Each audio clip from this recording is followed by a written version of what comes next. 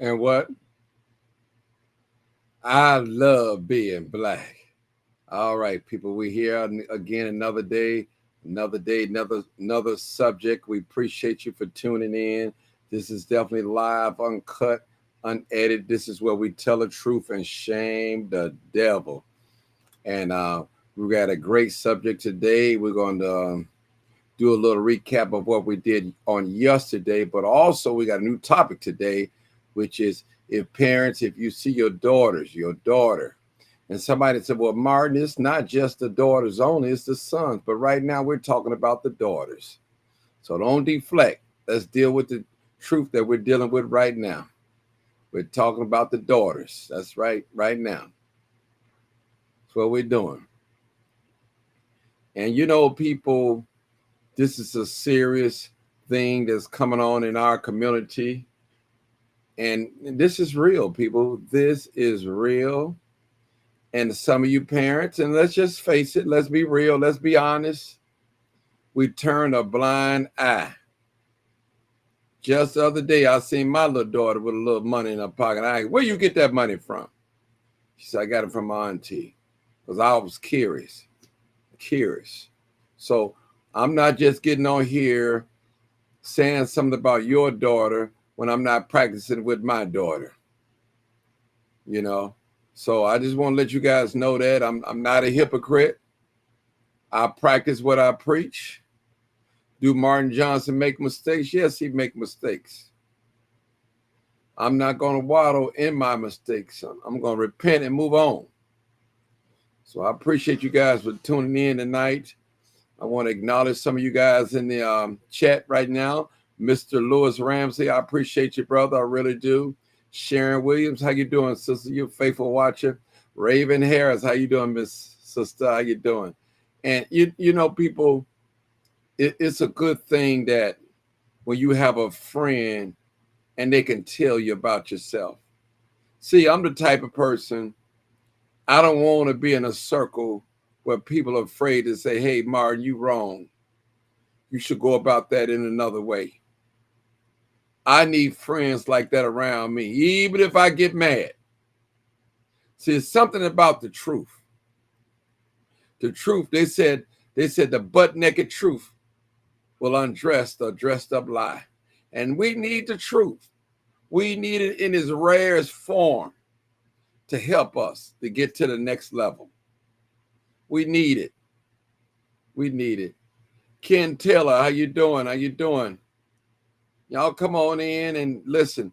And make sure you guys share this video because this is a serious video. Make sure that you like this video on Facebook, on Twitter, X, and YouTube. We're flowing all three at the same time. So I want you guys to make sure you tag someone.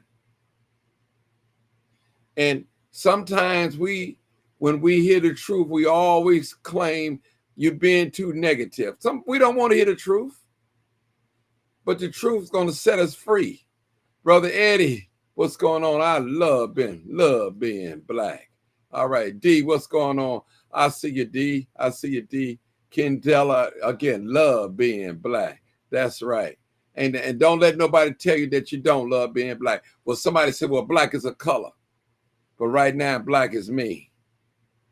That's who I am. And this is real. And we're going to talk about it tonight when we allow our children to come in, especially our daughters. I'm talking about the daughters tonight. Nobody says nothing when I talk about the young thugs and the young men, the ones that you call savages. Nobody, you cheerleader me on. We're talking about the daughters tonight. They coming in with a $300 hairdo. They come in the house with expensive purse. And I'm not talking about bootleg, expensive, authentic Louis Vuitton purse, authentic Gucci purse. They're coming in with them new mics at $350, authentic. They're coming in with them red bottoms, authentic. They're coming in with a wob of money, authentic. They're coming in with with tattoos, a whole sleeve, which you know that costs money as well. Oh, y'all don't want to hear the truth. I don't know if y'all ready for the truth tonight, but I'm duty bound to tell it tonight. I got to tell it. Sweet Jams, Lip and Body, I see you. Sharon Williams, I see you. Coldest Ever, I see you.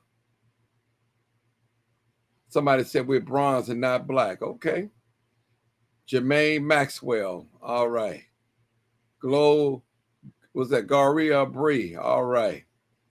Verlene Noble. I'm seeing some names that I've never seen on here before tonight. We got some new people on here tonight, and that's okay. Welcome. We welcome all tonight.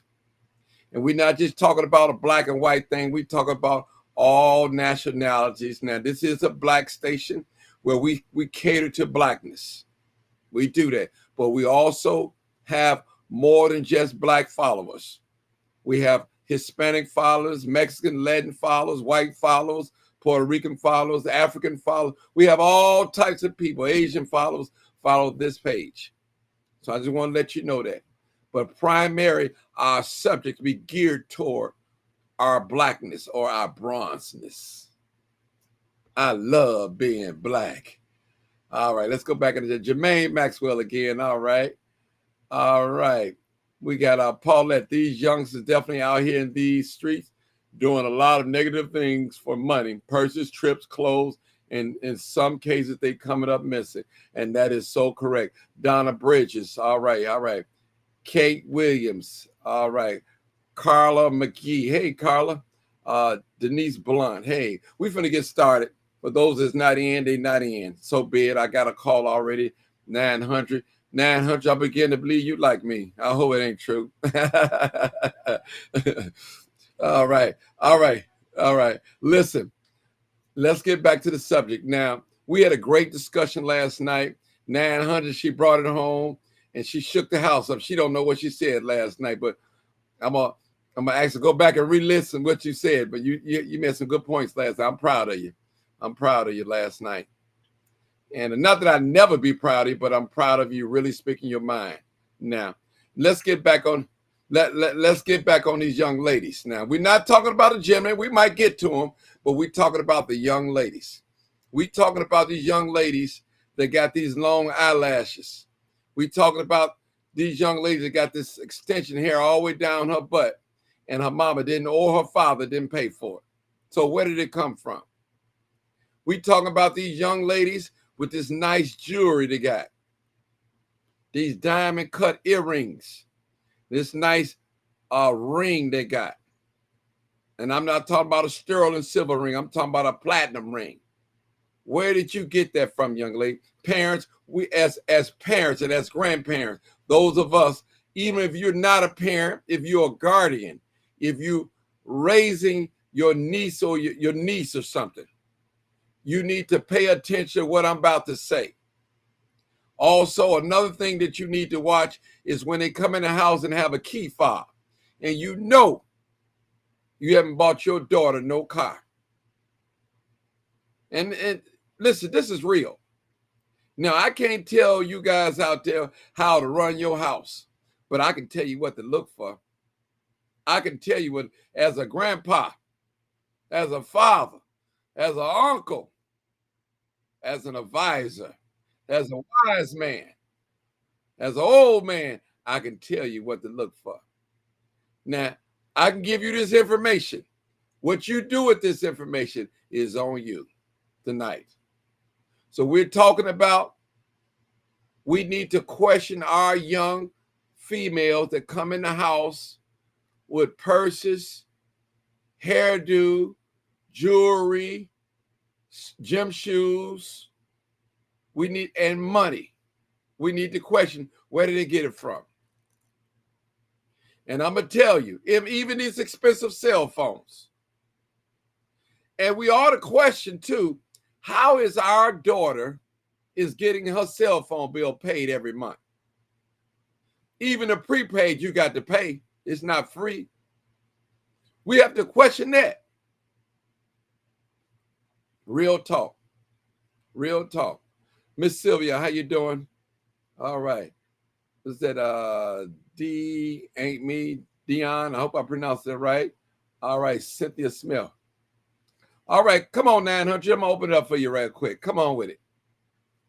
Come on with it.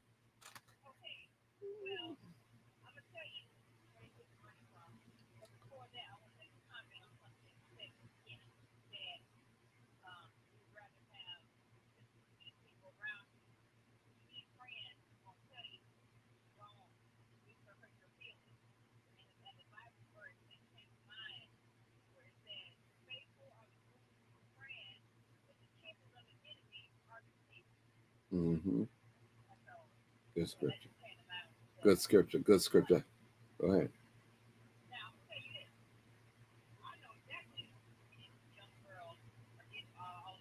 Well, let me hear.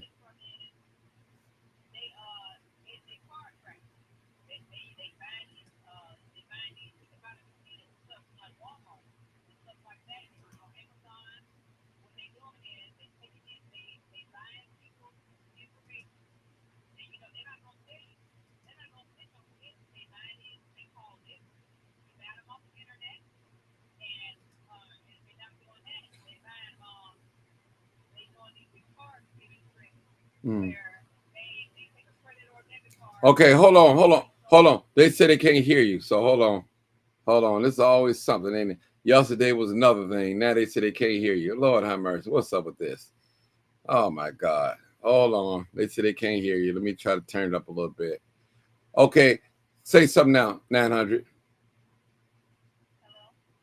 Can you guys hear her now? Hold on. They said they can't hear you. Let's say can't hear. Let's see. Turn the volume up. I'm gonna turn it up. Let me see if they can hear you now. That's crazy, y'all. Can you guys hear now? Can you guys hear now? Testing, testing, testing. Let's see if they said no, no. What's man? Ain't that strange? Hold on, maybe turn this fan off or something. I don't know. Had the fan blowing. Maybe they couldn't hear you on. Hold on. Turn my fan off. Let's see. Turn the fan off. Let's see. That's strange. Every time they said no. Can you guys hear? Nope. Wow, isn't that strange? Everything is hooked up properly. Hold on. Hold on, 900. Remember, we had this problem yesterday. We couldn't hear nothing. All of a sudden, they messed with my live 9. Ain't nothing wrong. I'll make sure everything is here. All right, let's see. I got everything turned. Say, okay, tell her we can't hear her. Okay, what you do now, 100, hang up and call right back real quick. Maybe that'll be it. Hold on. Yeah, okay, okay. All right, maybe do that. Let's see. Oh, I know what it is. I know what it is. Don't hang up. Don't hang up. I think I know what it is. All right. Can you still there, 900? Let's see. I'm gonna hang up too and recall. All right, hold on, people. We're gonna get it right. Yesterday was something wrong with the sound. They something else, boy. These people know they something else, boy.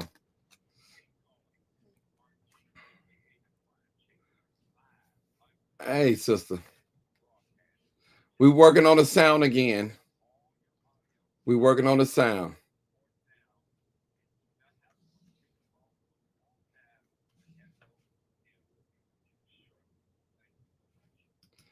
Uh,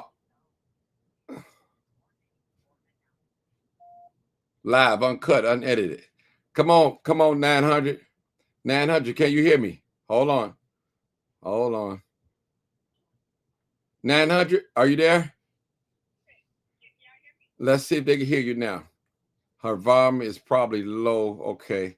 900. Let's say keep saying testing, testing until I get a response.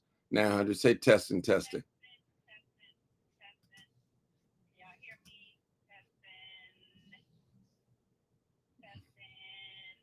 Said put on speakerphone. Yeah, somebody said put on speaker. I don't know what's going on. That's strange. I got it up. I don't know what's going on. Still low. They say it's low. Is my phone low? Your phone, her phone is sound good on my end. Okay, let's see if they can hit this other person. Still can't hear her. 9743. Can you say something? All right. All right. Say it again, sister. Okay, Dr. K. Okay, I was trying to see if they can hear you because I had trouble with sounds yesterday. All of a sudden, we got a good subject. Now the sound want to be messing up. It does something. Hold on. I know what it could be. It's not that either. We got a lot of people calling in today. Hold on, y'all. We trying to get in. Okay, 900. Say something again. Can you guys hear? Can you guys hear? Can I hear you, Dr. Sam? I hear you guys, but the audience said they can't. They said they cannot hear. And that's hold on. You know what? Let me go. This probably what you know what? Let me go into my settings. I'm sorry, y'all people. It's probably my fault. It is my fault, y'all. It is. I'm finna fix it. I'm sorry, guys. 3699. Okay. I got you. Now I bet they can hear you now. Say something, 900. Hello. Y'all hear it now? Y'all hear now? I know y'all hear it now. Can y'all hear it now? Y'all hear? We can hear them all and very low, but Martin, they say yes. Say something. Y'all hear now? 900. Dr. K, say something. Hello, can y'all hear now? Dr. K, say something. Oh yeah, we all good. Y'all, you know what? Y'all forgive me. That was my problem. You know, I'm doing everything. Everything is loud and clear. Okay, we're finna start. We're all right. Okay, I'm gonna start with you, 900. Go ahead. Okay, so I'm gonna tell you exactly what's going on. So there's a number of things that's going on out here. A lot of it is scamming though, and there's different scams. I see this all on social media because people are so dumb. They think they being slick with the code and whatever, but they really telling on themselves. And I see it in person too, just from my job. I see how people try to get down. So the first scam is you got people out here buying stolen credit card and debit card and bank account information from people. They got a main source that everybody go to.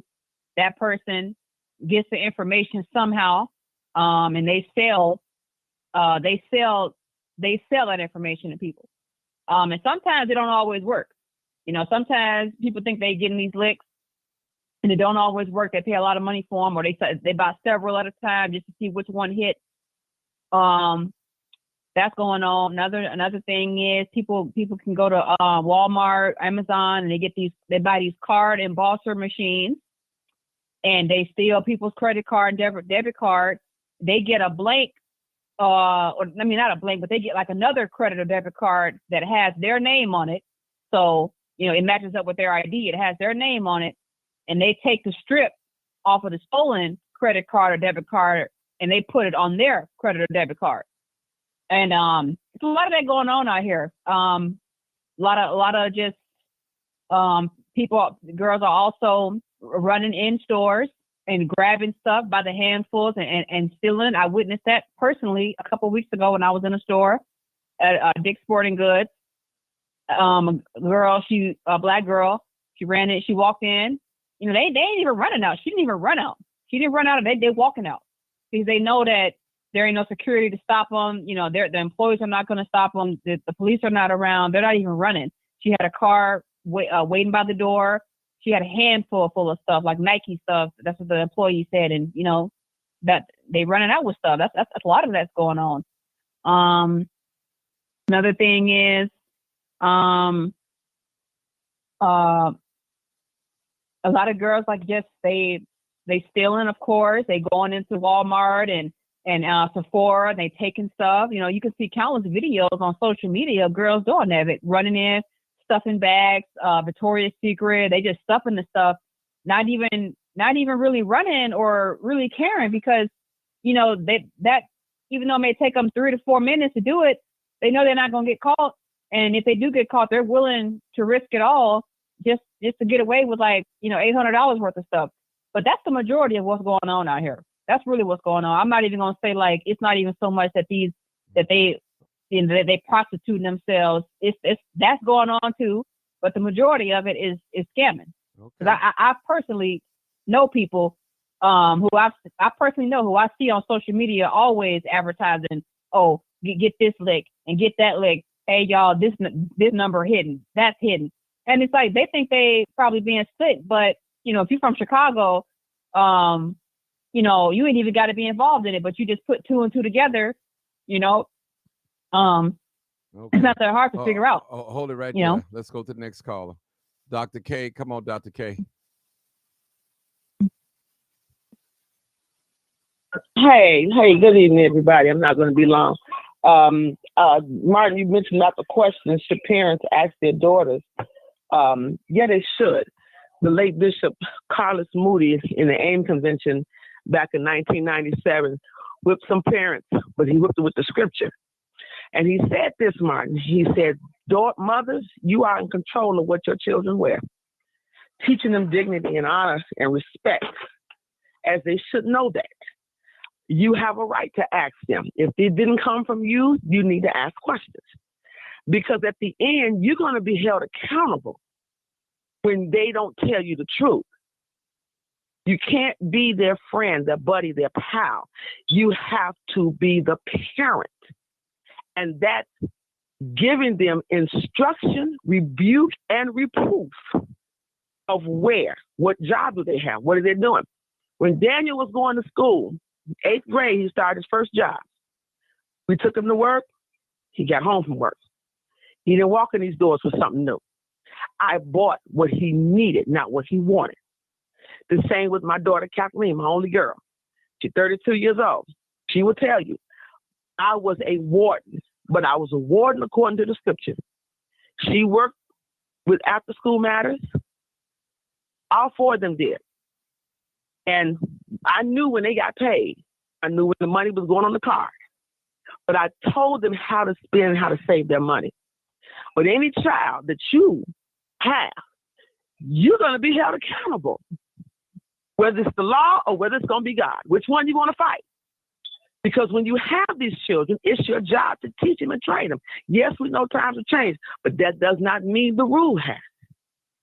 So, in my view, you as a mother, whomever is under the sound of my voice, you have a right to ask.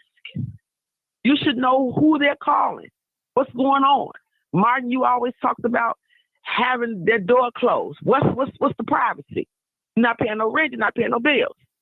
But if they walk into something that you did not give, then it should be questionable. Because we know that this generation is very highly impressed with things these days. The status, style, going out, we had to have chaperones. Couldn't do a lot of stuff. When I worked my little candy store job, it's 44th and Ellis, I was only making $4.15 an hour. So you know how much I was getting paid, right? But my grandmother said, you work them 4 hours, I'll match you dollar for dollar. And then when I would save my money to go downtown, she watched what I did. I couldn't play those games. But you're going to be held accountable one way or another. That's what I want to share, Mike. Okay, thank you. Next caller, 3699.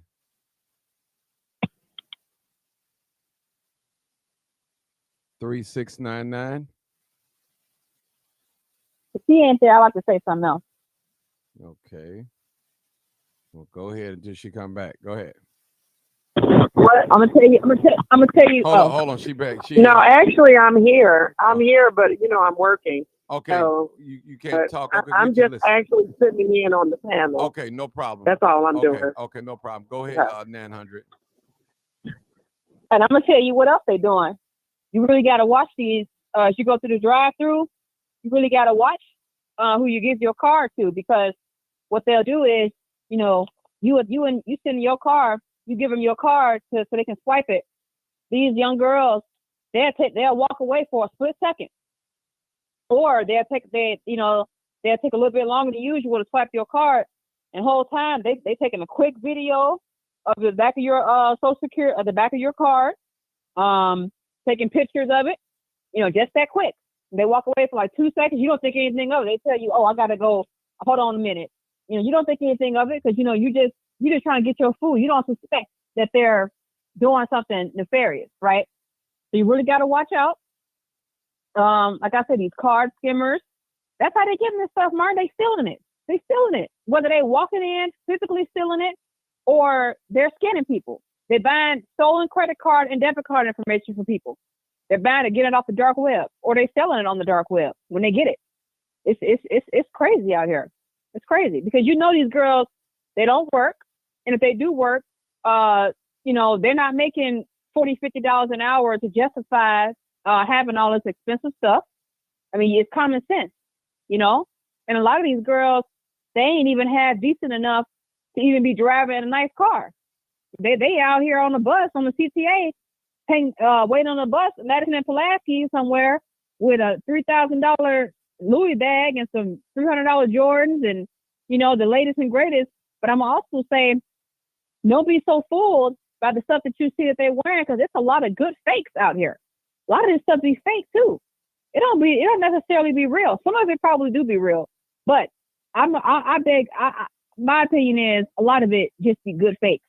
Oh. Because you could go on a lot of these websites. Hold it. You keep saying the same thing over and over the website. You said that okay. Already. Let me talk now. Listen, I need some more callers. I really don't want to spill the bean right now, what I think, but I need you guys to call in. I pinned in the number up here. The number's at top. Call in number 872-299-0808 or 872-297-6389. I need you guys to call in and tell me what you think. Where you thinking these young folks is getting all these purses, these expensive hairdos, this jewelry, these Jordans, these gym shoes. What else they getting in this money from? There's a number of ways that they're getting it now. And why isn't the parents questioning their children? You have to question. Martin, a lot of mothers ain't gonna. Hold on. A lot of mothers ain't gonna call in on this one. Hold on. They ain't gonna call in. Now, let me run this. I got it. Let me get this. I got it. They're gonna listen. I need you guys to call in and tell me what you think, because see, this is real. I'm not saying nothing wrong. We ought to know what our children out there doing. Snatching and smashing and grab, or snatch and grab, whatever you call it. Card cracking, credit card fraud. Out there exchanging sex for money, prostitution. On Facebook, what they call it, fan only page or something. Where they giving personal OnlyFans, yeah, OnlyFans. They dancing nude, and guys hitting their PayPal card, their Cash App card, their Zelle card, and for a video. Where you would say, well, Martin, at least ain't nobody touching and grabbing on it, but that's still bad too. It's still bad. We don't promote prostitution on this page at all. At least I don't. I don't promote prostitution on this page at all. And somebody said, Lewis Ramsey said, Martin, some of them young girls they trick off with some of these old cats. Yes, they do. They tricking off with girls too. You got the studs. They trick off with these girls like the men. Somebody said the pill man. The weed man. It's the OnlyFans. They make thousands of dollars. Somebody come over here and tell me about how that goes. Those of you that know about the OnlyFans, somebody else come over here and tell me about that. And I believe it's on Facebook as well. OnlyFans. Young females making money about it. Somebody explain that to me, how that is done on Facebook. Maybe Martin. some young. No, I don't need you to tell me. I need somebody else to call in. You didn't say enough. I was going to say something else. No. You didn't say enough right now. Let me get somebody else on here. I want to get somebody else on. You still on the panel. I'm going to call on you. Come on, people. I need somebody to call in. Y'all know the number, 872-299-0808. Come on in. Come on in. Come on in, people. I'm going to post the number up again. I'll post the number up. Type it in there. Post this number up in here. And people, listen. All right. I need you guys to tell me about this fans only page and stuff they got on Facebook. And I'm on Facebook. OnlyFans. OnlyFans, whatever. Yeah. And a lot of them young girls, they using that. They making money off that. They making money off that, selling their body. Selling their body. Come on, people, come on. It's call in number. I'm finna post a number right now. Call in number. I need some. Come on now, parents. Yeah, it could be some men to call in. It ain't just gotta be no females. Y'all call on in. It's live, uncut, unedited. I want to hear. I want to hear.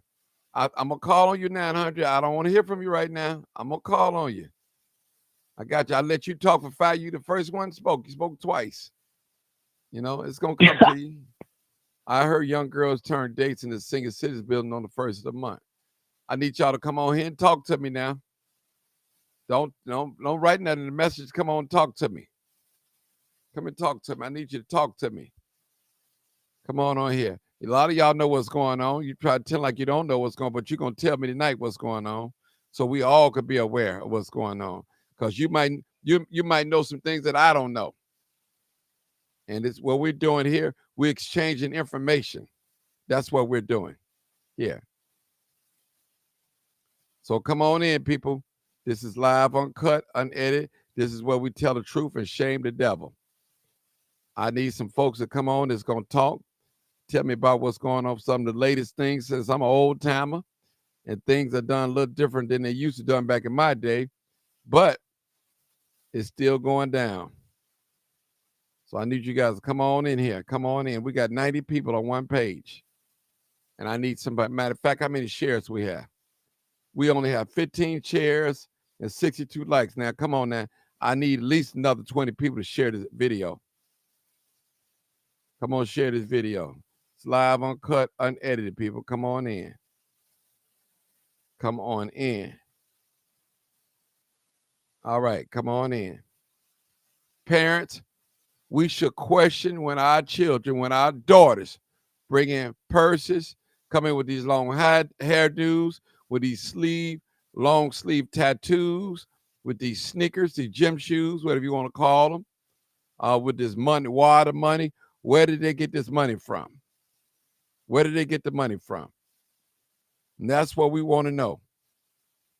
Come on, parents, don't act like y'all don't know what's going on. You know your daughter out there doing some strange for some change. You don't want to believe you didn't buy it. You didn't buy it. You didn't buy those shoes, them red bottoms. You didn't buy that Louis Vuitton purse, that Gucci purse. You didn't get that expensive Brazilian hair that come down to her buttocks. You didn't buy it. Who buying it? Who buying it? Somebody come on, talk to me. Y'all afraid? Y'all afraid? Come on now. Nobody's child is exempt. And I always say, you don't know what your son or daughter doing when they're not in your presence. I'm telling you. We all want to believe that our children are doing the right thing. And sometimes that may not be the case. So come on in. I needed a caller, 872-299-0808. We're not giving away nothing. The only thing we're giving up tonight is some good information that you can take back and watch your son or your daughter. Really, we're talking about females right now. That's what we're talking about. Okay, big bro. We don't accept no anonymous calls, though. So you have to call back with your number showing. We just don't do that. That's just the rule. So I appreciate you calling in. We don't accept no anonymous call. Okay. You got to call with your number showing. You got my number. I should have your number as well. I think that's fair. And you don't have to worry about me. I'm not giving your number out. Or I ain't going to be doubling back and trying to call you low key. I did call you, didn't I, 900? Not like that, though. Yeah. Not like that, though. Yeah, you know that. All right. I know. I love being black. Come on in, people. Live, uncut, unedited. We taking calls, no anonymous calls. If you call an anonymous, I am not answering your phone call. I'm not taking your call. All right. So we want to know where are young females getting these long, beautiful hairstyles at? Where they getting all this long sleeve tattoos, this Gucci purse, Louis Vuitton purse, these red bottoms, these new Jordans, this jewelry, and this money? Where are they getting this money from? Where's they getting the stuff to buy this if the parents are not buying it? Shouldn't the question, let somebody tell me, is it wrong for a parent to question their child when a child comes in the house with something that they didn't buy? Period. No, it ain't. Is that something wrong with that? That's real talk. No. I need y'all to come on in and tell the truth and shame the devil. Come on in. Come on in. That's what I want to hear about. That's what we're talking about tonight. We're not talking about politics. We're not talking about relationships. We're not talking about gang banging. We're not talking about none of that. We're talking about our young females. Where are they getting this money from when they come to this house and the parents are not buying it? The parents, you should question that. Where are they getting this money from? Telling you. Where are they getting this money from? You better watch your young daughter, your young teenage daughter. She got that real expensive makeup. Very expensive makeup. All the clothes are designer clothes. Where is she getting that money from? She don't work. She's a student. She's smoking weed all day. Where you getting the weed at? Your mama ain't buying it for you. Well, she might be. She might be smoking with, so I better be careful on that. Now, I want them to tell me. Oh, she is. I want them to tell me. They're not going to tell you, Martin. That's what I'm trying to say. They're not going to call in for this. Because they're doing it too. They're benefiting. But let me just say this. They know what their daughter is doing. They're not going to call in. This doesn't apply to every parent out there. Some parents know what their daughter's doing. They don't care because they benefiting. They getting the lashes and the weave too from their daughters. They benefiting. That's what I'm trying to tell you. That's why you think you ain't got that many callers tonight, Martin? You'd be surprised how many of your listeners, they in on this. They in on this. And the men definitely not going to call in. Let me just say this. A lot of stuff. Not going to happen. But see, a lot of stuff that you see on the internet, I need some people to tell me that they know somebody, know of a situation. Not just they're not going to do that. Mm-hmm. I told you I know people who do it. Because I see them posted online. They brag about it. That's how I know. And I've seen them in real life. Okay.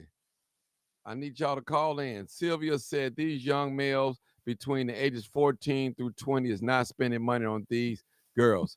They spending money on dudes before they spend it on their own girl. These girls just getting money from guys and they 30s and 40s have, okay, we got another caller.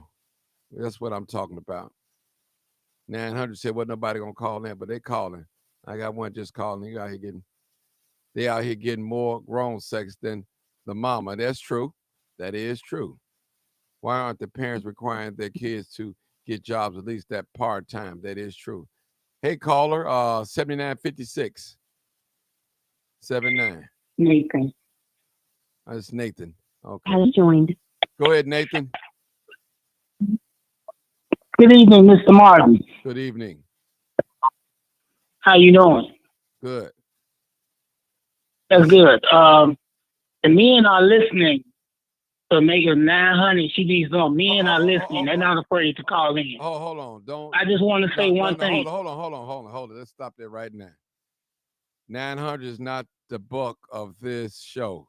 Let's just stay focused. I know that, Martin. I just want to make that clear. You put it in the comments. That was good enough. I don't want to start no back and forth. Come on, bro. Come on. No, it's not gonna be a back and forth. All right, come on. We need to monitor our young daughters. And when they coming in the house, they having all these expensive things. a lot of them always run this game, or I got it from my friend. No, a friend ain't gonna give you no $100 necklace or some $100 gym shoes, unless you got some type of a summer job that we don't know about. Yeah, it's the parents' responsibility to know where the money came from. You know, my daughter, I did the same thing with her. She has a summer job at 16 years old. I knew how much money she was making, what she was bringing in. It was something that she wanted, and she didn't have enough money to get it. I would help her get it. So, you know, we monitor that all the time. A lot of these children today, you know, they're slick. They slick talk when it comes to their parents. They do a lot of slick talk, and they think that the parents don't know anything and that we old fashioned. But we've been there and done that. The same game that they're playing, we played already. But we probably played it a lot better than what they playing it. But they try to be slick with it. So we need to monitor our young daughters that they shouldn't be bringing anything in the house without the parents knowing about it. And another thing is coming in the room and after school and shutting the door. That's a no-no. My daughter could not do it when she was with me. No, you come home from school, you know, you come and sit down and say, hey, what's up? How was school? It ain't no going in the room and shutting the door. That was a no-no. So we need to monitor our children. When they come in, first thing they do, have a conversation with their parents, because you never know. Because a lot of these young girls, they get around these boys, and the boys try to influence the girls to do things without their parents around. So that's all I have to say about that. Oh, okay, good. Now, this is my thoughts. My thoughts. Okay, they out there having sex. Older guys paying them for sex, giving them money. Like 900 said, they hitting licks with the credit cards and fraud. You know, they caught cracking cards. Prostitution, which is selling their body. Fans only. Is it fans only? Paid. They get money that way.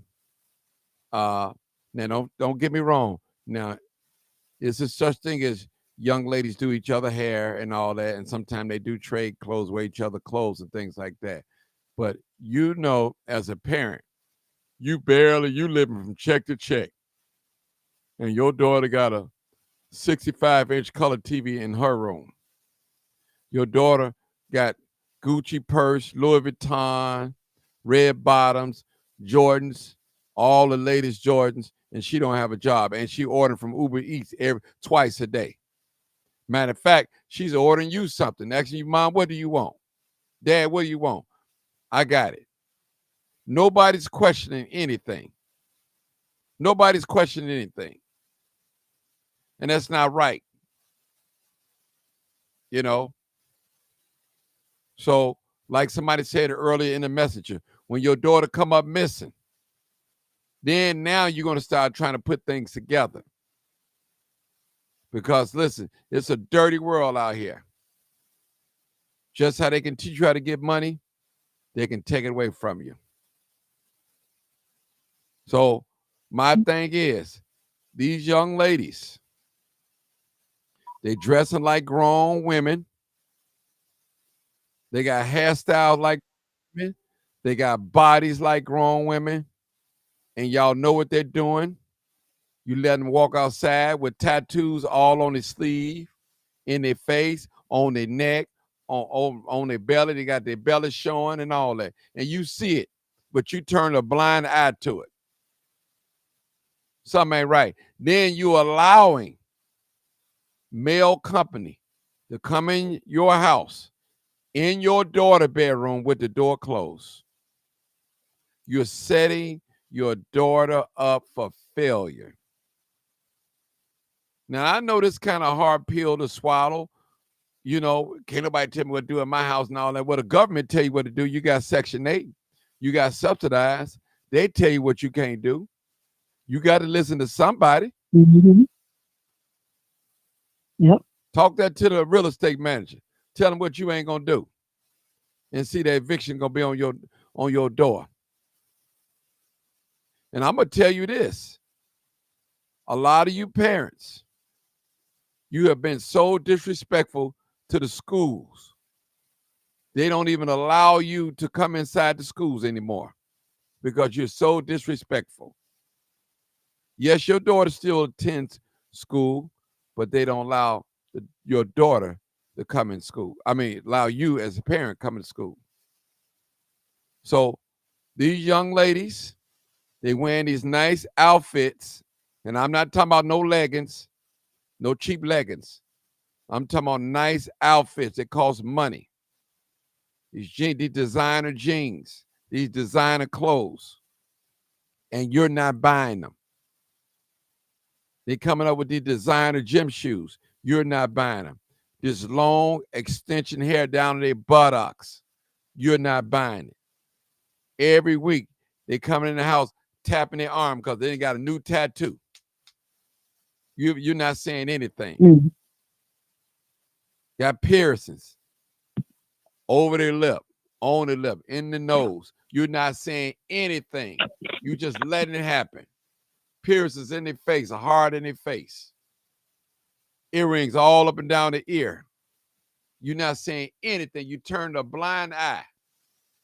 And when you hear about your daughter getting a train ran on her, a train is having sex with multiple guys at one time. We call it a train. I don't know what they call it now. Back in my day, we called it a train. Now you want to press charges. But see, you didn't know your daughter was a thought. Thought is having sex with all different types of guys, a whore, 3 or 4, whatever you want to call it. You didn't know that. Oh, what it is, a whore. Yeah. Now your daughter's 6 months pregnant. Now you can't get abortion because they're not going to abort no baby. And I'm not, listen, on this page, I don't advocate for abortion. I'm going to just say that, period. So I want to get that out there. But it's real, people. We have to, as parents, and I'm not just faulting the women, and we know most women have custodial custody of their children, primary custody, primary parent, custodian parent. So they're having sex for money. They're doing credit card fraud, bank fraud. They're boosting. Somebody said it earlier. They're doing the snatching and grab, the smash and grab. They're prostituting. They're on Facebook, OnlyFans, selling their body, giving a show, naked body. Somebody hitting their Cash App or their Zelle or their Apple Pay. It's real. Now, you know you didn't buy your daughter that nice designer purse.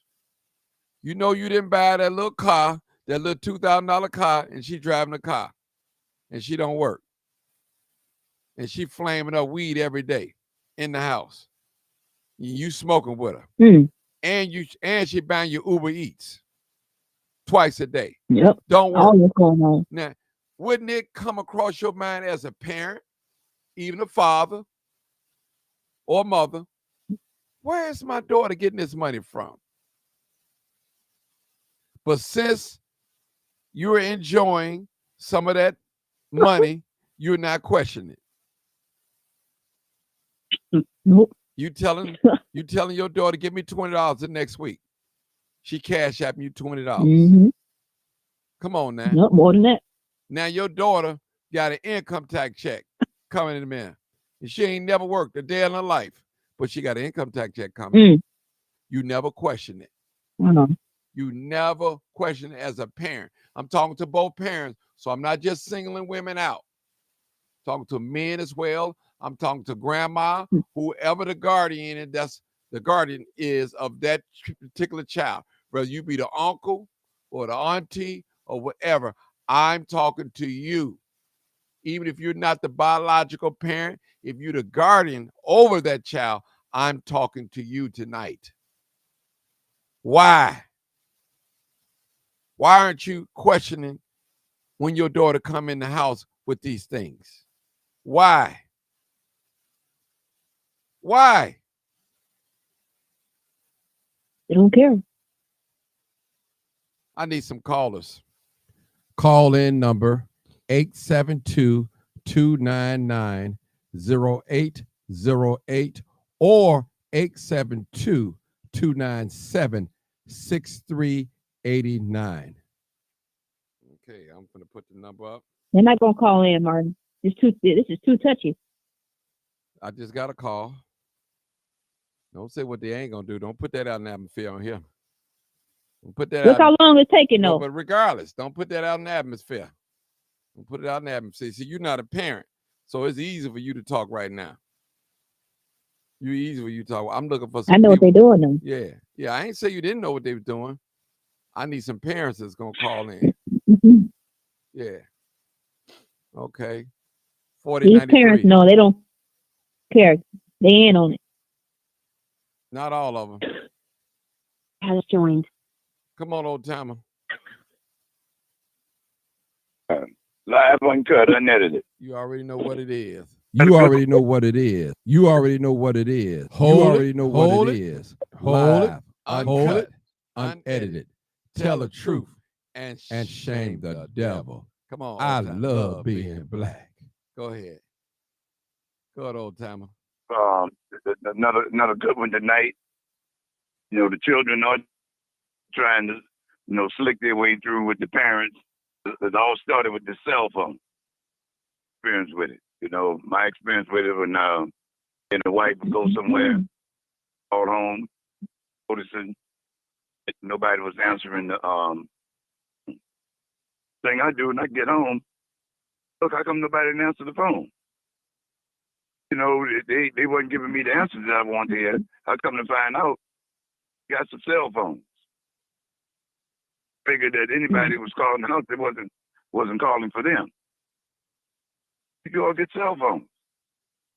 So I mean, they got their ways of beating around the mulberry bush to try to hide from it, and they think that you're not be able to answer, uncover what they're doing.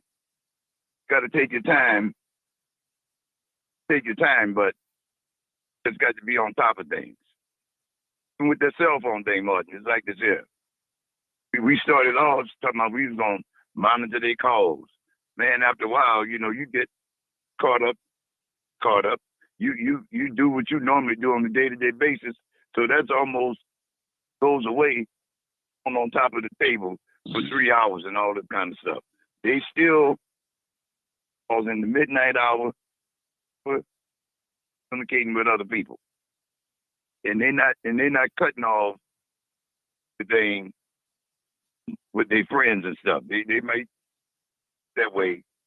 My mom and dad say I can't be on my phone, but after a while, they're gonna be on it. So it's gonna be me against them, trying to keep up track with them. My daughter told me one time, surprised, Dad, how many men be trying to holler at me? Trying to holler at you? And she shocked me with it. But, it's going on out there. And these men will give them money. They will. I mean, you got to keep track. I love being black. For your children in school, they cutting class. You got to have a zero tolerance when the school called your house. Hey, your child showed up late for class. You just can't blow that off and say, oh, well, he said they was getting their books out their lockers and they pulled on it and they ran a little late. Now you just can't blow that off. You got to get on it and you say, look, you got to have a zero tolerance on it. They're gonna be finding a way back to do stuff. And, I even had mine riding their bikes to school. They didn't want the other children to see with helmets. Like this. Man, I can't let my friends see me ride with no helmet on. They was ditching the helmet in the bushes somewhere to the school helmet. Like that's supposed to be some type of suburban type thing. Mm-hmm. It was Because I'm at work, getting no phone call. Children fell off the bike and bust their head. Trying to, zigzag their way down the street or whatever. See, they saw it. Well, man, because one time, my mother-in-law, she lived a block away from the school, over at her house. I said, what your bike doing over here? Children, they don't want their friends to see them ride bikes. It's a lot of little stuff that they be trying to keep away from the parents, but you got to be on it. Extensions and all that kind of stuff. Yeah, they getting all that kind of stuff, man. And you got to be a father. I mean, you try to get a good rapport with them by sitting down talking. It's gonna go past that friendship thing, because they count you as a friend. They're gonna be able to sit down and laugh their way through you, and you understand. Oh, see, my dad, he down with me. See, he cool. He understand. No, it ain't gonna be that. Old timer. Concerned about one thing. I want to ask you a question. You said something, and I agree with it 100%. Why you think them older men offer them young girls some money? Trying to trick them. Mm-hmm. Did y'all hear that? They tricking them, and they're giving them good words. Mm-hmm. Cute, telling them how cute and how fine they are. Mm-hmm. But you know you cute. You know you fine. And my daughter gonna tell me, talking about, Dad, you'd be surprised how many men be looking at me. I say, oh, they come with that stuff. I believe it. Be a parent to your children, and not just a friend. I mean, they're gonna have time. We gonna laugh and talk. Well, we sit down eating our hamburger and stuff. That's what you're gonna do. That if we're ready to start acting like a parent, which is gonna be every day. Be trying to. Me talking about my dad always trying to ask questions. It will go that route on you. Yeah. Well, let me You say. just keep on asking questions. Let me say something to the young ladies out there that's listening to me, especially you teenagers that's not grown. Don't be memorized with every man trying to talk to you whether they're grown or your age. Most men are not trying to get to know you. They're trying to act out their dirty desires off on you. Okay? Then you know that. Not all of them, but most of them are. Young and old. They want to have sex. They practice. And that's why we got what we call teen pregnancy. It don't take that long to get pregnant either. At all. So you have to be careful. You have to protect yourself. And don't put yourself in these compromised positions. And an older man approach you and give you some money, don't take it. Don't take it. Because all he's doing is he's begging you in. He might not want no sex the first couple of times, but he's just showing you what he can do for you. He begging you in. Then when he catch you desperate, when you want them new Michael Jordans or something, $200, $250 Jordans, now he's going to say, what you going to do for me? Yep, you're right. I'm just telling y'all, young ladies, now, your mama ain't tell you, I'm going to tell you. Your dad didn't tell you, I'm going to tell you. Grandpa didn't tell you, I'm going to tell you. They'll treat you nice. Ain't nothing wrong with a man buying you some, but some things you just shouldn't even take. Say no thank you. Bad as you want it, but no thank you. Don't even entertain the thought in your mind. And I'm going to tell you, some of these men out here that's giving y'all young ladies some money will kill you and take you out of here if they can't get what they want. Sure will. You're not going to play them for their money. They will do something to you if they feel like they're being played or got played. Now, all of a sudden, you change your number, and they know you go to this certain school or take this certain route. They're going to be looking for you, waiting on you. We have a lot of young ladies calling themselves tricking older men out of money. It didn't cost them their lives. They bait you. They get you in their trenches. When they get you in their trenches, they do any and everything to you.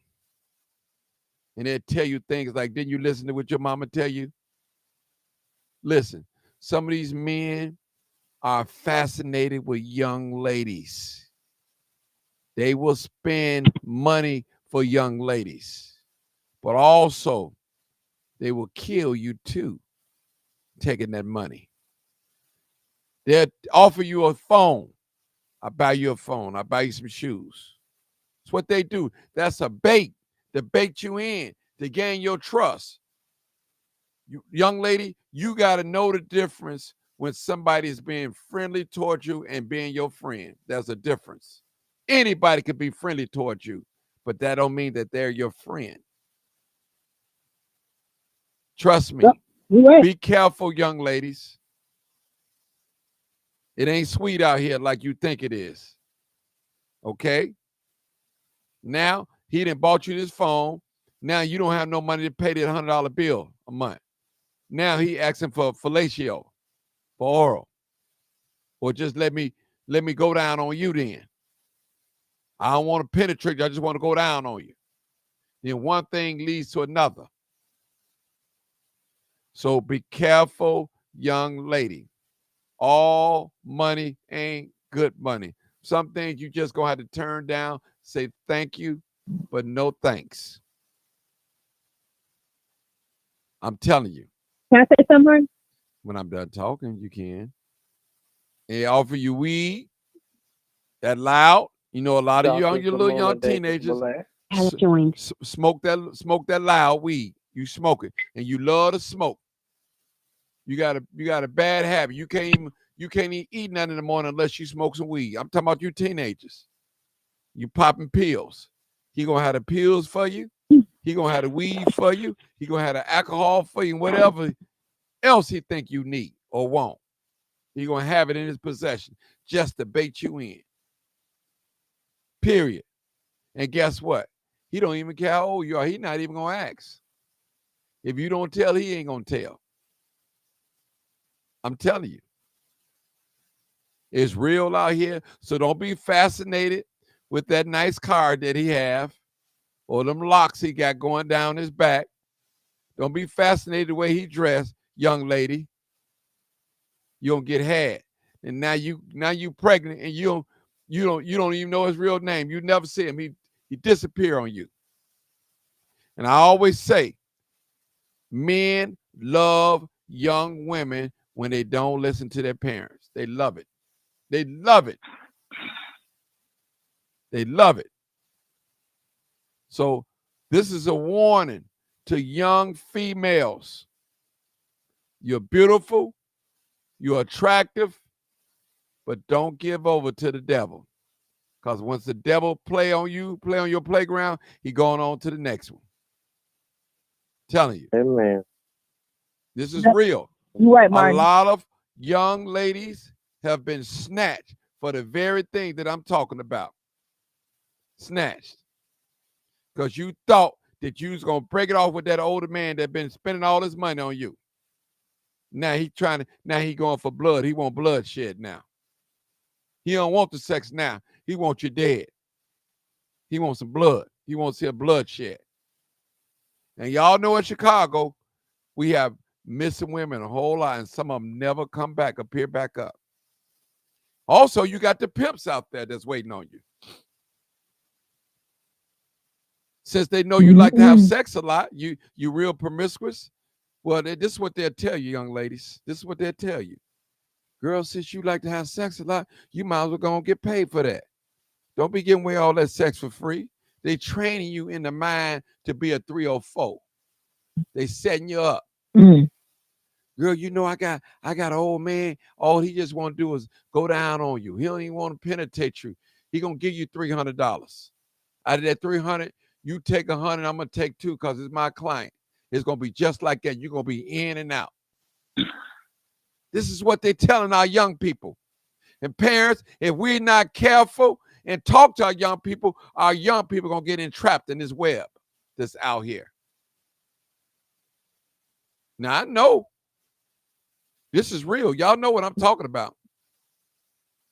Old men, they like them some young things, and they will pay. Especially those married men. That's a golden rule that married men pay. They want to go back to their wife in peace. They don't want to get back. So they rather just go on and pay out right there. Well, you say, well, Martin, I got an older man, and all I got to do is just sit in the car with him and talk to him. And he's fascinating, too, in his mind. You don't know what's going through his mind. He waiting for the perfect time to get you. Trust me. And you just sit in his car, looking in his car, his nice Cadillac Escalade, his nice sports Corvette. You just looking in the mirror and all of the things, and you don't know he's setting you up to get you. And I'm gonna tell you, some of them old men that touch you, some of you young teenage women, they will turn you out sexually. And they'll have you on this corner selling your body. The stuff that you said you would never do. Now you're doing it. They even pull a weapon on you and promise to kill you if you don't do it, scare you. Now you running back in the house with a black eye. Now you're going to tell your mom you had a fight on the bus stop. It wasn't no fight. It was that older man that you was dealing with. Hit you in your eye. Knock your tooth out your mouth. But you too afraid to tell your mama because you don't want to let your mom know you've been sleeping with this older man. That's where all the purses and sneakers and that iPhone 15 come from. And your hair extends all the way down to your buttocks. Y'all women out there and men, y'all know I'm telling the truth.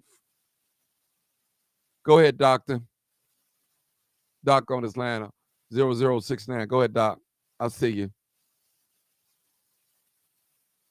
You know my number by now. Thank you, Jesus, for telling the truth. It is many young ladies that sex trafficking. That generation want everything fast. Excuse me, y'all. I want it right then and there. Work that way. You have to earn, have to work your way up, and they don't want that. They get with these older men, and these older men like Bill, they have to do. Man, then girls are traumatized for the rest. Now they want to come to me. They're crying. Why did you choose that decision? Take that decision to go to that older man.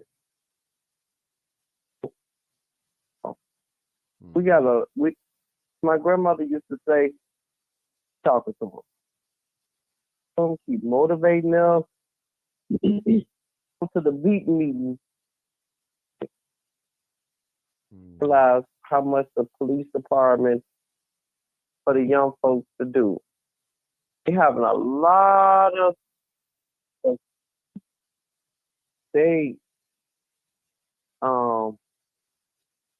for the young folks don't know that type of stuff is going on for them. Hey, doctor, let me say something real quick. Something hit my spirit. I have to say this. For all you parents out there, I'm talking to the fathers and the mothers that's making prostitutes, 304s out of your young daughter. Don't be out there screwing and you don't get nothing for it. You know the little saying, a wet, what's that, dry purse with a wet behind? They setting you up for failure. You don't need to be doing it no way. You ain't got to worry about getting no money. If you ain't out there having sex, you ain't got to worry about getting paid for it. They setting you up. And a lot of parents, you setting your daughters up for failure. Period. I had to say that. I'm sorry, Doc, but go ahead. It was in my spirit. Fine, you fine, because that's the same as with the thing of it is these parents, girls, you used to say, which was older than me, say to me, you don't come back with a wet pee. Say, with JJ attached to it. So pushing these people to R. Kelly. That's not fair. Blame a man. He's a man. Right. So I'm gonna be quiet on that. You are right. But please pay attention to your girls. My daughter, I know where my daughter at every second, and it is important. daughter's 11, 12, 13, whatever. I know where she's at. Nowadays. It's different nowadays. I take my hat off to any parent, because it's not easy being a parent nowadays. Martin, your daughters are beautiful. I saw them on Facebook. Oh, look at you have some gorgeous daughters. You know, Girls are and guess gorgeous. what? And I'm on them too. Even though they grown, I got one ain't grown. I'm on her. I had an experience the other day. My daughter pulled out a little wild money. Had a little money. I'm like, where you get that money from? I mean, so I'm not just on Facebook talking, people. I'm questioning mine too. I'm just letting y'all know I'm not just getting on here, you know, hey, you know, I got grown daughters and I still speak to them and tell them. You know, I still tell them. Them girls are gorgeous. Yes, they are. Yes, I have to watch them. Yes, I have to watch them. I'm looking like, look at Mr. Marv, what is a gorgeous daughter? You have to be careful because you can snatch any one of them up. And we don't want that. We're going to pray, Lord Jesus, don't never let that happen. But your daughters are gorgeous, and you have to talk to them constantly, talk to them. And let me say this. These men, like you said, let me say this. This is a parent's greatest nightmare. It's even mine. You can raise your daughter. We're talking about daughters right now, but you can put sons in there. For 18 years, you instill in her or him principles of life and things that would take them to the next level as they become an adult. It take a devil to come in like one day and tear down all what it took you 18 years instill into your daughter or your son. And it can happen. It can happen. That's why we got to watch. We got to pay attention. When you see young ladies out there prostituting, they didn't say they want to be a prostitute when they get older. When you see people out there doing strange things, that probably wasn't their plan in life, but they got caught up. And that's why as parents, we have to be like the preachers. We have to be a watchman. And when we see things, when we hear things, we cannot turn a blind eye to it. Now, let me say this, and I want to be completely honest. I can have some beautiful daughters, but I don't know what they're doing when I'm not around them. Period. I'll say that. I could truly say that. That go from my teenager all the way up to my grown ones. You just don't know. You want to believe that they are doing the right thing when they're not in your presence. And many of you know, young ladies out there, you know when you left the house, you was a beautiful person when you was in the house. But when you went outside them doors, you had a change of clothes in your book bag that show a lot of flesh. Come on, somebody. I'm talking now. Come on now. I did. I can't relate to that. Yeah. I can. You know your parents didn't allow you to wear no makeup, but you had makeup kit in your bag. Soon as you got that door and went over your girlfriend's house and y'all got in that mirror, y'all got putting on makeup on each other. You know I'm telling the truth and shame the devil. And you know, I'm telling the truth. You know, Julius, that you was sneaking and having sex. It may not have been all night. It may have been for 2 or 3 minutes, but you was getting it on until you got caught. You had to go to the clinic. It was an itching down there, or you got pregnant or something. Now you're trying to figure out how you're going to tell your mom and your father. Y'all know I'm telling the truth. So if you have experienced these things that I just said, what makes you think your daughter can't experience it? Since you walk through this and you know this, you have to pay attention that your daughter do not repeat the same cycle that you went through. I got to tell the truth. You said, well, Martin, it sounds like you woman bashing. No, I'm telling the truth. That's what I'm telling. I'm telling the truth tonight. And the truth hurts. And no parent want to believe that their son or their daughter out there tricking off or doing something wrong. I see it on TV all the time. My baby ain't never bothered nobody. Your baby was a demon. Your baby had guns and shooting at people and making rap drill songs about killing people and what he done to people. But you never seen none of that. You had a totally blind eye against that. Now your son got two in the head. Now you want the whole world to stop and say this is wrong. Yes, it's wrong. Should no life be taken. But your son got bodies out there. And you saw him come in the house with a gun. But you turned a blind eye because you was afraid. Y'all know I'm telling the truth. I got to tell the truth. And Tell the truth. And what? And shame the devil. All right, y'all. Y'all gonna let me preach this whole segment. Y'all come on, man. Talk. Come on. Martin. Yes. Go ahead. Can I say something now? Yes, you can. Okay, I just got to say this. I'm looking at your Facebook profile just now, and I got to say, Martin, you look real nice in this suit. You look really nice in this suit. I just got to say that. I'm like, okay, Martin. Got the little tailor suit on. Look real nice on you. I'm a handsome man. That's no drugs and no alcohol. That's what that is. Doing the right thing. That's what that nice. is. That's he said. Okay. Now I just want to say this. Thank you. Thank you for the compliment. Go ahead. This is why it's so important for girls to have their dad in their life. Because if a young girl who is already very vulnerable in her preteen and her teen years, she's already very vulnerable, and she needs that male figure around her father to show her the right way.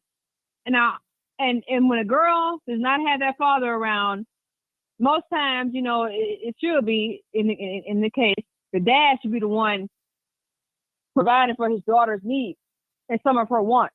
Girls used to be able to run to their dads and say, "Daddy, can I get this?" And, they go to dad, handing over some money for this and that. And, he's taking care of the needs for the family. But now fathers are not doing that because the fathers ain't around many times. Now, when I was a girl, my father was giving me money. I was 7, 8, 9, 10 years old. Every time my dad would see me every week, he was giving me $100. I am 8 years old with $100. I'm going to Kmart, buying all the toys and stuff that I want. And so when I got to my preteen years or teenage years, 13, 14, and I'm walking to the corner store, and I got older men looking at me, coming up to me, whispering in my ear in the back of the corner store. They think nobody's around. And they side eyeing me, and I'm noticing. And when I'm out with my mom, she's noticing. And so, when I would get approached with these situations, I never felt a need to be pressured or feel like I had to accept something from a man. And just believe I've definitely had men offer me stuff. But I knew my dad. I could go to my dad if I needed. If I needed money for school uniforms, ask my dad. If I wanted, money for some shoes, I wanted this, I wanted that. I would ask him for it. He would give it to me. I could just ask him for money and he would give it to me, because he made good money. And just having that security as a young girl, that really does something for her. Like, she knows that she can rely on her dad. And that's a male figure in her life. And that's being a good example, because she knows that her dad is not going to proposition her in that way.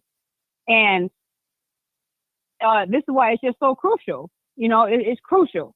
And it's just sad. I feel bad for these girls because they are victims. When I hear about young girls being taken advantage of, it's some, they know it's wrong and it's still a choice that they made.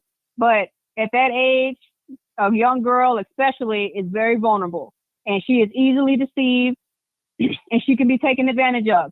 And when the parents are not around because they're too busy trying to be their daughter's friend, because let's tell the truth, a lot of these mothers, they're just as bad as their daughters. They walking around with the piercings and the tattoos, and they taking pictures together. You don't know which one the mother, which one the daughter, because the mother is 45 and the daughter is 30, and they dressing alike. It's just that there's no guidance. And what it really comes down to, I'm gonna say it like this: a lot of these parents, I'm convinced, they don't really love these kids. They don't really love them. A lot of these parents, they was caught up in a situation. and they had the kid. They didn't want to have an abortion. They didn't have the guts to do it. They didn't have the money to do it, and so they went ahead and had the child. Because I've personally seen it from people that I know. And I'm going back to social media again. I know, but I'm just telling you. And this ain't the only place I get my information from. But I'm just saying, a lot of these parents, if they being honest, these women especially, they'll tell you that they never really wanted a child. They just want to get it on. And if they being honest with you, some will say it. Some be like, I never wanted a child. I just wanted to, get it on. And it's just sad. It's real sad and it's shameful. And yeah, the dudes are responsible because they shouldn't be propositioning these girls. But I mean, the fathers should be in these girls' lives to protect them. That's where the father steps in to protect the daughter. I'm gonna say something. Never. I don't want no one to ever think that a mother doesn't love her child. Mm-hmm. Every mother that births a child loves her child. It depends on how they were raised. You were blessed to have your mother and father. That's a blessing. My father in my life. I had 5 stepfathers. Well, actually 3. In my lifetime, there was 2 before me, which include my mother was married 5 times. Is that build upon your self-esteem. The child, you have to build upon your self-esteem. The school help you, church help you, to help you. I had a lot of, because I was lucky, raised by a lot of area. My time in the 70s and the 80s. A lot of young girls don't have that now. I'm not going to say the mothers don't love the children because mothers love their children. They get frustrated to know how life out. They use the kids against the fathers, which is wrong. Hey, let me tell you also, I used to hang with Don Wine. He told me back in the early 90s, matter of fact, it was 1991. He said, "Oh, you're going to be somebody." I said, "I know I am." So, before you moved to California, he said, "You are going to be someone." And I used to hang out with him. We used to, man, just cool. He would mess around with my friends. It's all about the person. How you gonna handle yourself? This generation is a little different. They are different, you guys. Admit that. This generation is different, and we need to pray upon them. For Jesus, God, whatever you want to put on these kids, to pray on them because really different. They are not like any of them. They're not like Generation X, Generation Z, they just pray. So pray about it from there because it is really different out there. Never say a mother don't love her child. I will not say that. No, some of these mothers don't love their children. They don't. Like I said, they were just trying to have sex, and they ended up pregnant, and they either didn't have the $300 or $400, $500, however much it costs to get an abortion. Their baby daddy wouldn't pay for it, or they didn't have the guts to actually go through it. How do you know? But how do you know? You can see it. You can see it by how they treat these kids and the way they talk about them in person and online. I have personally read statuses from some women on online, and this is things that I've seen in my real life, my personal life. I read something one time from somebody that I know personally, that I know personally. She said something like, I wasn't trying to have a child. I was just trying to, she said a derogatory word. And I was just taken aback. And I'm just like, it all makes sense now because I could just see how the way, it's just, and the way some of these mothers out here talk to their children, how they treat them and how they act like they're a bother to them. You're not going to tell me that mother loves that child. And if the mother does love the child don't feel like the mother loves it. It's just, no, you may love your children, and all the women in your circle that you know, they may love their children, but not all of these women out here love these children. They don't. They never wanted them to begin with. They were just trying to party. They was 15, 16 years old, 17, having all the sex they wanted. They ended up getting caught up. That's how a lot of this stuff happens. You know. Absolutely. I agree. That's what's really going on. Not all these mothers love these kids. A lot of these kids are not wanted, and it shows. These mothers, they are not happy to be mothers. They don't want to be mothers. They want to be out here partying. Why you think you keep seeing all these statuses and stuff like this, and I'm seeing all these videos about mothers talking about, oh, who's gonna be outside this summer, and all this child-free stuff, and you read the comments and you just hear people talk about children in everyday life, how they happy. Oh yeah, I can't wait to drop mine off with the babysitter. I'm telling you, the mentality that Western women overall, not just Black women, but Western women overall have towards children is sad and it's pathetic, and it's just you're right. I agree with it too. I gotta agree with on that one now. You know, agree with you on that because when you go to Africa, it is so sad because I love children. I work with children. I love children. I do not see them as a bother. Yes, it is not all peaches and cream. Sometimes they do get on your nerves, but I love being around children. And when I see big families, I smile and I see it as a beautiful thing. But what is the attitude towards many people in America today when they see big families? Shame on them, and oh man, too bad for them. Look, all their money gonna be gone. What were they thinking? How shameful. They are downplayed. Go to Africa. When I went to Africa last year, I went to Africa. The overall attitude in America. Hold on, baby. Yes, that is the mentality. It's not just America, baby. It's Africa too. Never in my life. Yes, in Africa. Would drop them kids off to their father so fast, it's not funny. And then they will leave them. And what? Let me tell you, in the Bible, in the Word, there's a passage. Sir, finish talking. Yes, sir. Let Sir talk. No, come on, Sarge. Hey, baby. Come on, baby. Talk. Come on, let him talk. That's not Sarge. That's not Sarge. I was saying, sir. This is Nathan. Go ahead, Nathan. Yes, sir. Go ahead, Nathan. Go ahead, Nathan. Thank you. There's a passage where a woman comes to the Savior and asks him for help. And he says it's not right to give the bread of the children of Israel to the dogs. She was called a dog because she hadn't raised her child right. Her issue was that her child was vexed with the devil, and would he remove the devil from her daughter? And when she understood why he called her a dog, basically saying only the dogs can get the scraps from beneath the master's table, and he said, because you say this, you're blessed, and what you ask for, you receive. And the devil was removed from our daughter. Many of us have dropped the ball raising our children. We can't go backwards and re-raise them. We don't know.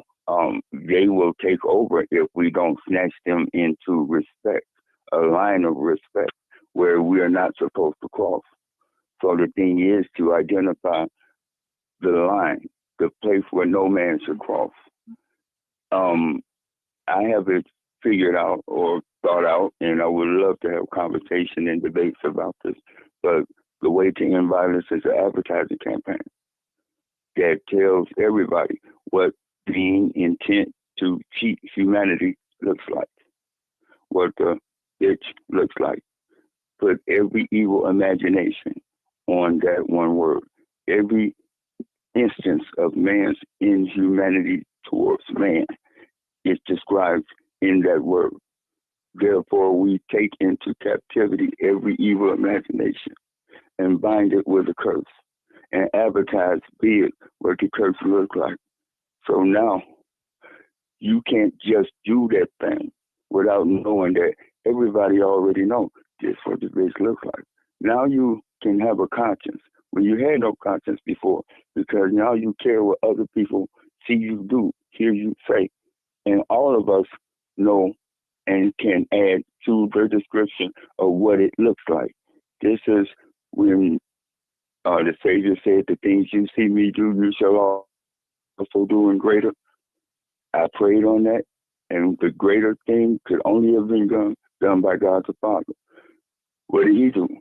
He made Jesus in His image, and He put all sin, past, present, and future on one image, and He lifted it up, and He called it curse. The crucifixion is a massive advertising campaign. We got to clown everybody that does being intent to cheat humanity stuff. Like all on the cheaters, all on Jerry Springer, all of the mob, everybody will be recategorized, looked at through new lens, because now we know what the bitch look like. And now we can clown the perpetrators before they even do whatever they thought that they wanted to do. They got to think about this now, because we had already said we don't want no bitch. No being intent to cheat humanity in nature. This is just slogans for me. No bitching, my brother. Why bother? Your sin will find you out. Make it make sense. So we got to make it make sense too, sir. That's right. What do you mean? What doesn't make sense to you? Have you ever been to Africa? Been to Africa? No, I have not. So the women there don't care about their kids. I've never seen nothing like this. They will give it to their. About America. No, I agree with that. I agree with that. I understand. We are talking about America. Yeah. That's never. I'm just saying we are talking about America. She's right, but I've never seen nothing like this. Like, let me tell you why. I do not care about your kids. Let me tell you why. They give their kids to the fathers. Like, let me tell you why. Like, let me tell you why. Crazy. That's why I said. Let me tell you why. In your group, you may not know it, but I'm telling you. But I'm telling you, there are a lot of women out here. And look, some of these. Please let him finish. Can we please let him finish? Let him finish. Okay. Let me tell you why. Please. Let me tell you why. The issue is just like in America, spring fever. Spring fever comes around, and all of a sudden the skirts and everything legs start showing, women start looking good, brothers want to hit. That's all they're thinking about. Is, you know what? Right. And so when spring fever hits, 9 months later, you got a whole bunch of Capricorns running around that, was never really cared for that much. And you know what? They pissed off at the world any damn way. Let me say something, sir. I'm not trying. Hold on, sir. Listen, the women want it just as bad as the men, too. So that's why they. I know. I'm not saying that they don't. I'm not saying that they don't. But the dads don't want them to stay around. And probably the woman don't want to stay around. They just saw something. First of all, hold it. First of all, it's a such thing what you call unwanted pregnancy. What I mean that you wasn't planning on getting pregnant, so you're gonna have these problems. Right. You're gonna have these problems. Yeah. Most people when they're having sex, they're not planning on having no baby. They're doing it for pleasure, having fun. Out of their lustful desire, That's right. Then when the baby comes, so we have this situation. That's why we having the problem that we're having right now. People feeling a certain way, they feeling unattractive. Now they're pregnant. The breasts getting bigger, stomach getting bigger. All these, I call them battle wounds or stretch marks. And now they're not getting the attention that normally they would get from men. Because once a man see one in the oven, he might just walk past you, don't even look at you. Now they feel unattractive. I've seen women right on my page that get pregnant, that's pregnant. You will not see them until they drop the load or just about in the last month. I may use that because they feel a certain way. They feel a certain way. They don't feel attractive. The emotions is all over the place. A woman can describe more than I can. I'm a man. But I'm just going by what I see, what I have witnessed, what I've observed from a pregnant woman. With Rihanna, the way she flaunted her pregnancy and other stars now is becoming more attractive. You know what I'm saying? They're kind of using that platform to be attractive. Martin, I'm going to say something else. Okay, go ahead. No, I'm done. Okay, I'm gonna say something else. A lot of times when these women get with these men and they think it's gonna be forever, and the relationship ends, they ready to toss the children out with the relationship. And I've also seen women boast about that. I'm telling you, don't look. I'm telling you, this is the mentality of a lot of these young women out here, especially coming up nowadays. This is not our grandmother's generation or whatever. These young women now, a lot of them are heartless. They don't have any natural feelings or natural inclination towards children and life. It's just not really built into them. And when they get in a relationship with these men and the men decide they don't want them anymore, these mothers, not all of them, I'm not speaking about all, I'm talking about some, of course. But some of these mothers, they're ready to toss the children out. They don't care because they see the children as just an anchor towards to that man.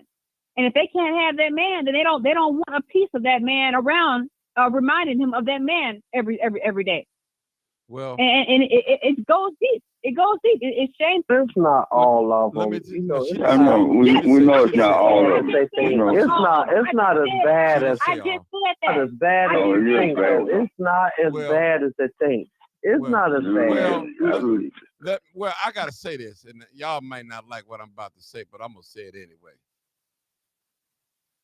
I look at a woman a certain way when she abort a pregnancy, terminate a pregnancy. That's me. I look at it a certain way. That's just me. Yeah, she a murderer. She a killer. But hold on, sister. Let me talk. So I understand in some situations that is necessary due to health reasons. I understand that. I'm not talking about that. There are some exceptions to the rule. But so I feel this. We have been taught, I'm going to black people now, having a lot of babies is not the thing to do no more. That's what we've been taught. All of us. I'm just seriously. Now, when a woman stop hollering at me like that, damn it. Yeah. When a woman have a baby, when a woman has some babies, like that dear sister said last night, she had 7 babies, but she had a husband too. Your friend. Kira, right. So that's not foreign to me. You got 10 to 15. You got a husband help you take care of it. That's cool. That's a beautiful thing within marriage. That's a beautiful thing. Right. But some people, they look down on a woman when she have 4, within 5 marriage. Babies. Yeah. So my thing is, you have a lot of cold-blooded women when it comes to pregnancy. And when you hear women say stuff out of their mouth, you look like what father. I can't stand them. You look just like I can't stand them. When they say stuff like that, they showed them say that. That's mean spirited. Or bring your mother so-and-so A here before I knock the H out of you. Shut the F up. Yep. Now, if you talking to a little person like that, remember this little person have feelings. Even though it's a little person, they cannot express themselves, but you should not be talking to your sons and daughters like an adult. You cussing them out. Call them everything. You putting that curse over them. Right. The Bible said the power of life or death is in the tongue. Parents have told their sons and their daughter, you will never be nothing. You look just like your father. His father wasn't nothing, and you ain't gonna be nothing. We as parents, we should never tell our children that. Even if we thinking that, don't let that come out of your mouth. That's right. Don't let it come out of your mouth. I agree. At all. Some things you just don't say. You're destroying the confidence. And you speaking these things. Well, since my mama think I'm fast, I'm going to be fast now. She think I'm having sex, I'm going to go out there and have sex. She already thinking, why I might as well go and do it. She don't know I ain't did nothing. Or they calling these kids little savages, little Right. killers, little savages. You're going to be a savage. You calling them that. We cannot call our children that. We speaking death over them and destruction. So I thought I'd just say that. Martin, go ahead, old timer. And what you doing, you just the tip of the iceberg. I see it on a daily basis, but I live close by the train station. To get off the train, might be walking a little bit behind the stroller. So and so self up here. What you got? They be crying, be hollering. man just be trying to keep up with them. That walk is just bad, and you want to say, don't talk to your child like that. Don't do that to your child. It's on a daily basis. They don't care who see it now. What you saying now? That's what they call. That's what in golf. That's what they call par for the course. Doing that without even thinking about it. But now, how about this? They need to be instructed. Be instructed, man, because they need to be taught. Have to be taught, Mr. Oldtimer. And I like you at a Gouda like you in charge. Need to be taught, baby. That's all. And that's why I'm getting these grants together so I can help these young folks because being a parent, you are a parent. Mr. Martin a parent. Parents don't hear. We didn't have no book to teach our children. This young generation just has to be taught. You said the main word. They have to be taught. Damn, but you're doing a lot of damage, though, brother. You're doing a lot of damage. You're right, damage, man. Yeah, by the way, I'm a female. I'm a female. Okay. Female. Well, you're right. That's why the Bible says for the older women to teach the younger women how to be wives, how to be mothers. You see how great the Bible is, and how when we deviate from the Bible's teachings, how everything gets out of order. Back in my day, I grew up in a house with my great grandmother and my auntie. Back when the families lived together with their aunts and uncles and grandparents and stuff like that. Now everybody doing things on their own. Grandparents living by themselves, parents living by themselves. People don't have that kind of guidance. And so when I was growing up, we had 7, 8 people in the house. Grandparents. And so, you have the older women telling the younger women, not necessarily raising their kids, but saying things. There was that community. Now a lot of these parents, they don't want their parents or their in-laws telling them anything about their children. They say, well, these are my children. Don't tell me what to do with my children. And sometimes, and now you got a lot of older women out here, they don't want to help. They say, well, I done raised my kids. Let me do my thing. Now, they don't want to help. Some of them don't want to help. They want to do their thing. They want to see you struggle. They don't want to help you with child care. And I'm not saying that they're obligated to. I'm not saying that. But back in the day, there was this sense of community where people wanted to help.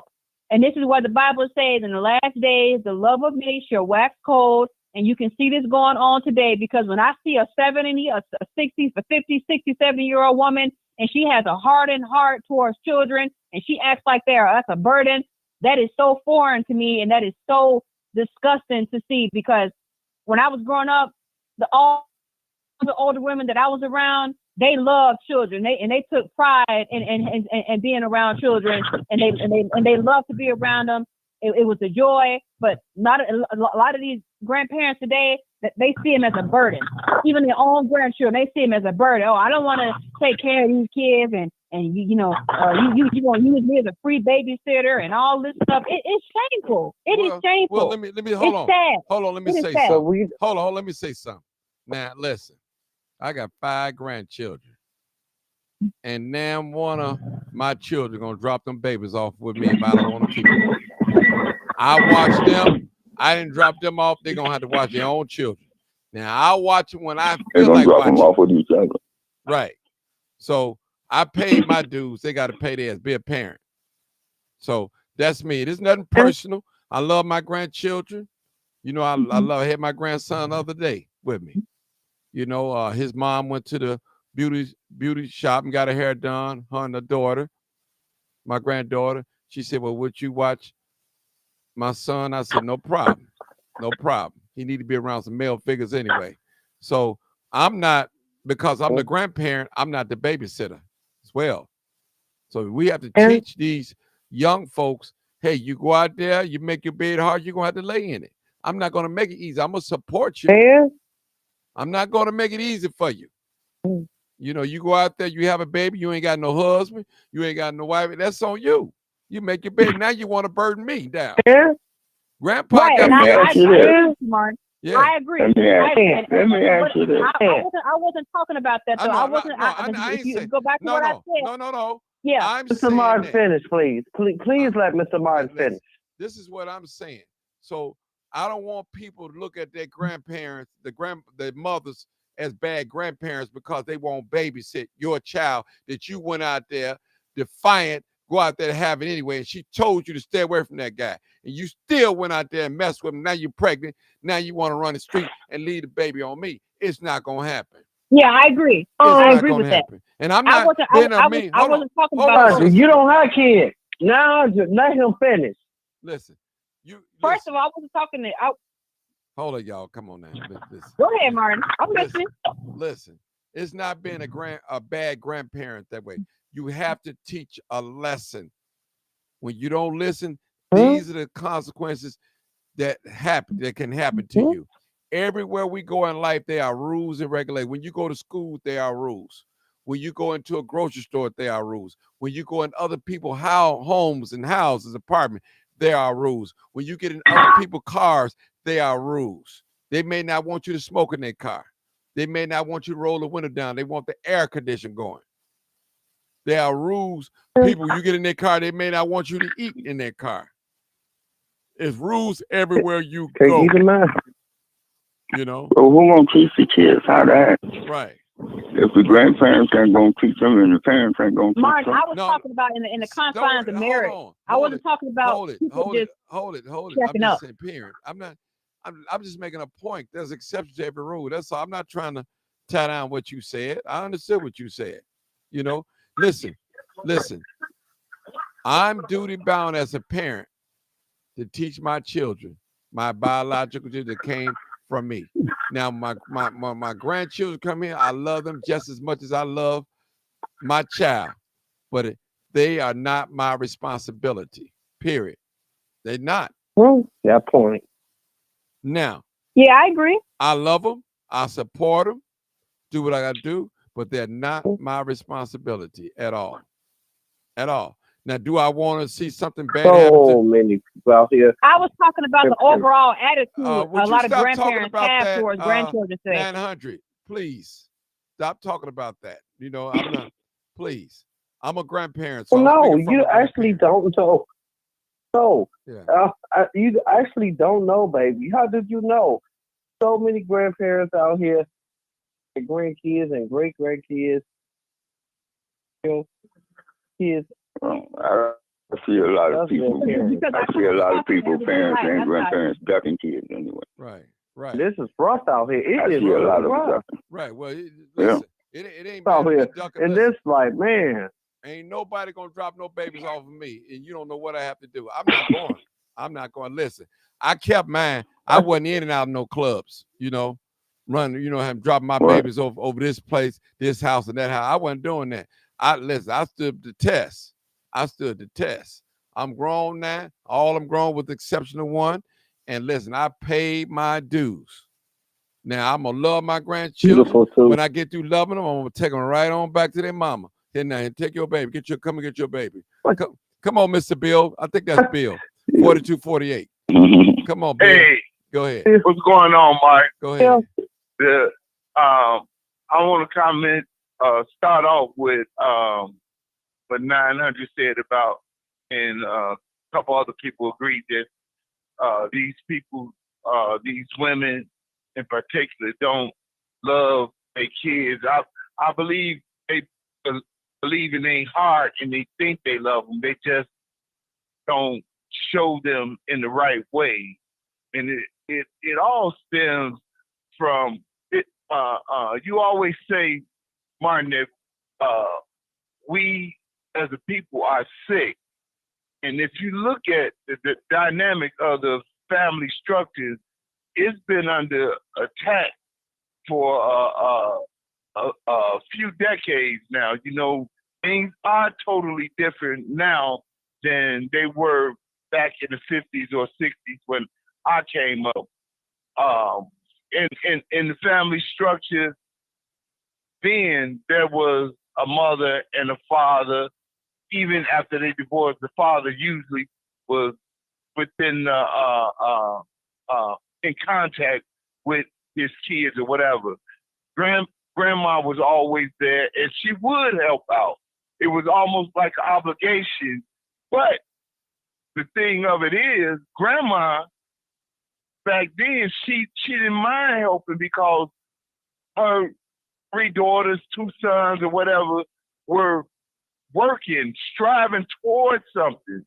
But if your child ain't striving towards nothing and you haven't given them nothing to strive for, you might not feel any obligation to help them along.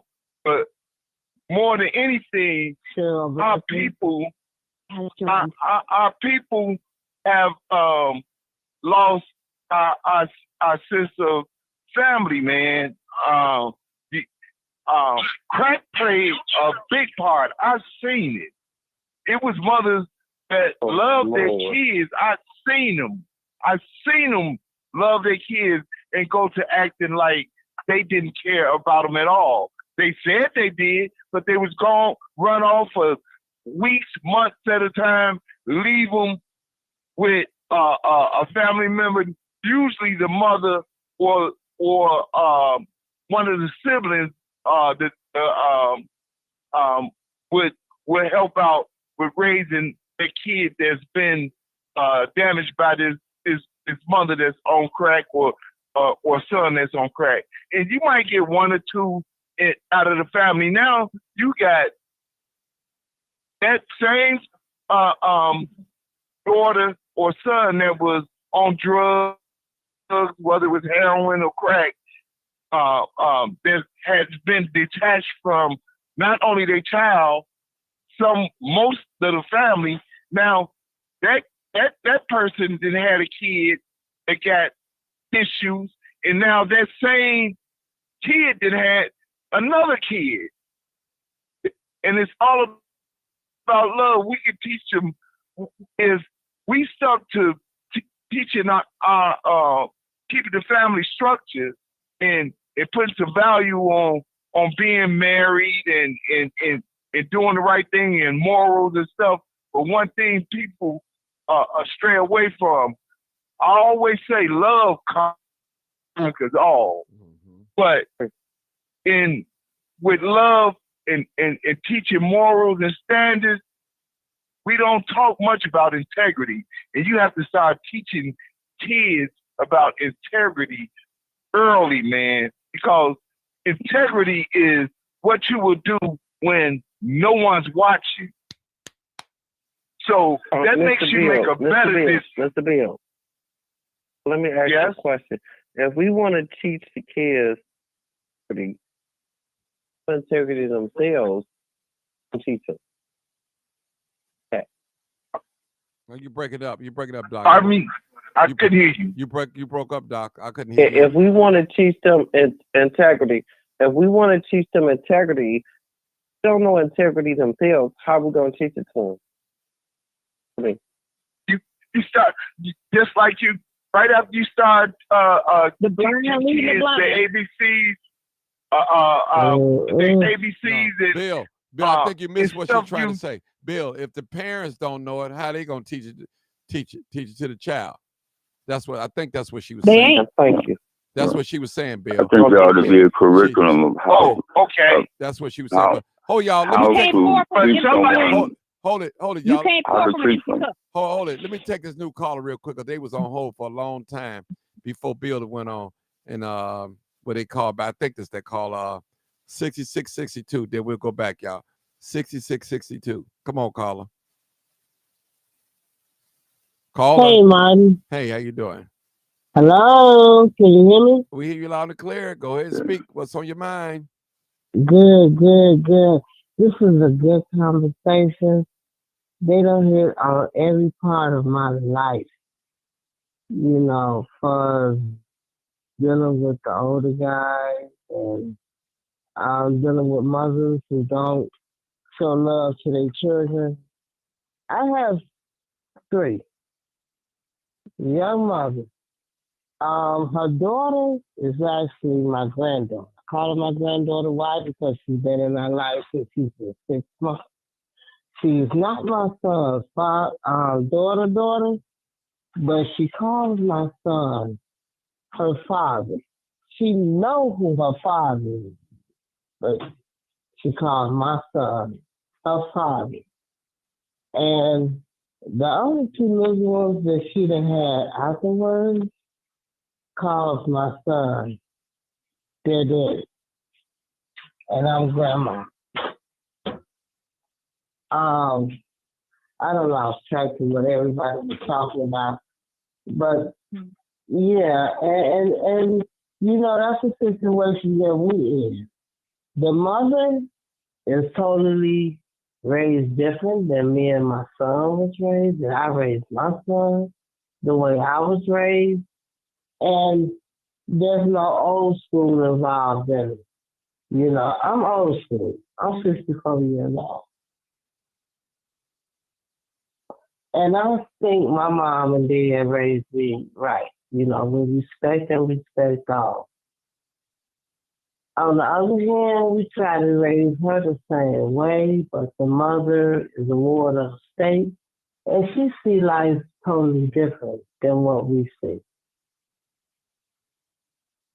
And it's hard on us because since we are not the biological parents and grandparents, it's kind of hard for us, you know, because she sees things different than we do. Can you hear me? Loud and clear. And that's really kind of hard for us. You know, my son is like his dad. Dad's strict. He's a military man, and he's strict. And my son has that issue. And he loves her as if she was her own. He's going to raise her to the fact of where is she was his own. So he has issues with different decisions that the mom made. Now, the mom is one of them young chicks. You know what I'm saying? She's not young, she's 35, but her lifestyle is different. To stay on point. We got to stay on point. Yes, we do. I'm not. Especially with these young girls. Excuse me? To stay on point of what we're talking about because we could veer off so quickly. What about your son and this and that? We have to stay on point of what we're talking about. No disrespect to you, young ladies. No disrespect. Stay on point. Thank you. So what were you all talking about? What were you talking about, Marty? Sit back and relax and listen. Just listen. We'll get back to you. We'll come back to you. Okay. No problem. I respect what you're saying, but let me just give you advice on what you just said. All your son could do is the best he can. That's all he can do. You know, by that now I've really been his biological child. And all he can do is the best he can. You know, when some people don't see the things, some people regret the way they was brought up. They have a thing against the way they brought up in their household. I just wanted to say that. And like me, I'm more militant when it comes to family. You know, I believe in we're going to eat this time. We're going to dinner. This, that. This is time on everything. That's just how I am. But I understand. But everybody's not like that, you know. But let's get back to the subject of the man. Go ahead, Bill, again. I had one to let the call in. Go ahead, Bill. Yeah. Yeah. I couldn't hear the dot, or I didn't kind of broke up. I was speaking about integrity, and then you kind of corrected or reiterated what she was saying. How could the kids get integrity instilled in them? Is the parent or the grant, right? But that's where you, me, or whatever, you see a kid that stop walking past these kids and just saying that they cute. Talk to them. I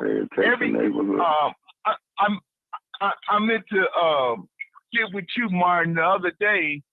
The conversation was about different organizations that Lamar was in, and a part of and what they do, and all of that's good.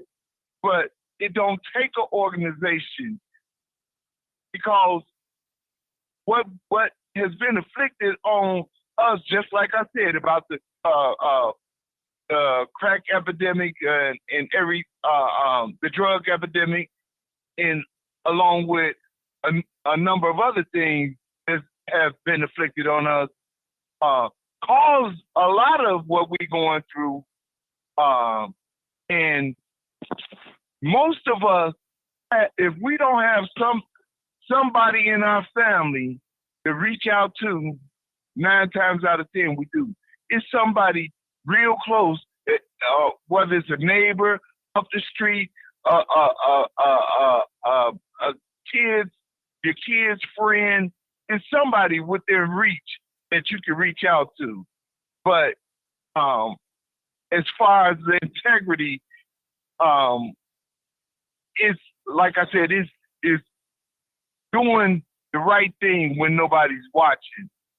And if the parent ain't teaching, not only that, whatever you can give to a kid as far as knowledge, it don't matter if they some kin to you or not, you know.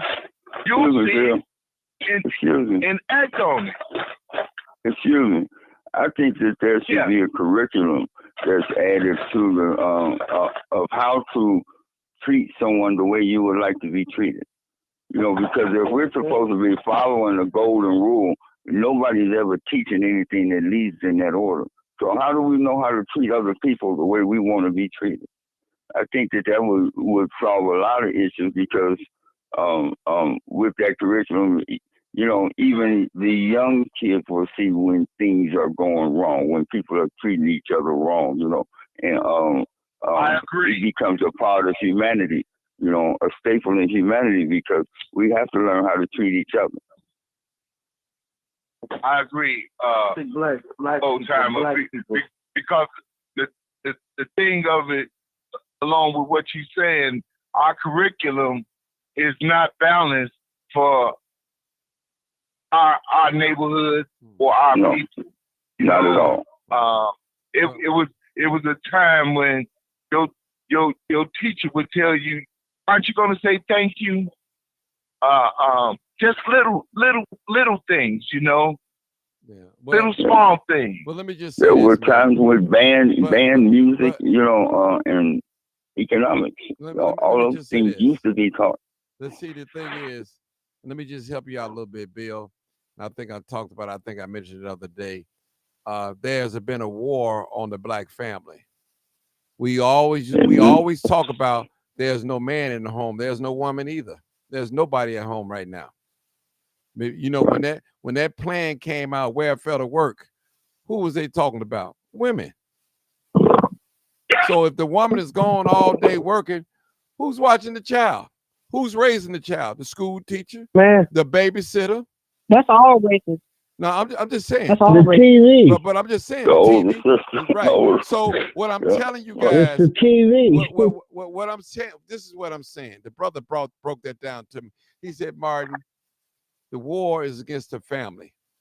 And when we don't have that family structure, as Bill talked about, marriage, I'm talking about marriage between a male and female. That's what I'm talking. Anything outside of that is anti-marriage, period. I'm talking about a male and a female, or a woman or a man. That's what I'm making. Let's make that clear. That's what I'm talking about. No fags or names.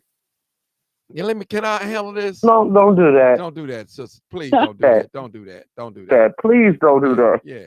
I'm just saying. You disrespected. Thank you. Don't do that. Don't do that. Don't do that. You know, everybody got the message. You know, they got the message. That's why I broke it down the way I broke it down. Nah, bro, it's not funny. It's not funny. Some daggers. Don't do that. Don't do that. Don't do that. Do that to them. Right. You know, I ain't gonna let them disrespect you. But so what I'm saying is, we have to get back to that family structure. We have to get that order going in order to get back on track. Because right now we all out of order. No man in the home, no woman in the home. The woman, she working all day, trying to even listen. It's almost and grandma at the club. Yeah, Yeah, but it's not. But it's not. Hold on, Bill. It's not grandma's duty to take care of the baby. That's not her duty. That's not grandma's duty. That's not grandma's duty now, and we ain't gonna put that on grandma. Kids.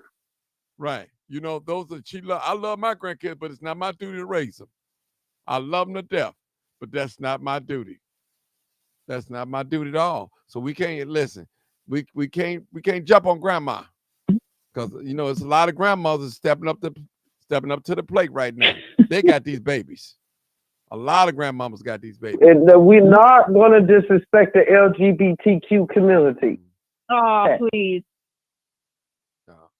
No, they be trying to fight Martin. Yeah. Not going to disrespect them. Yeah. No, forget them. Put that on his show. Don't do that. Doing that. No, forget them. That. Don't disrespect them. They are who they are.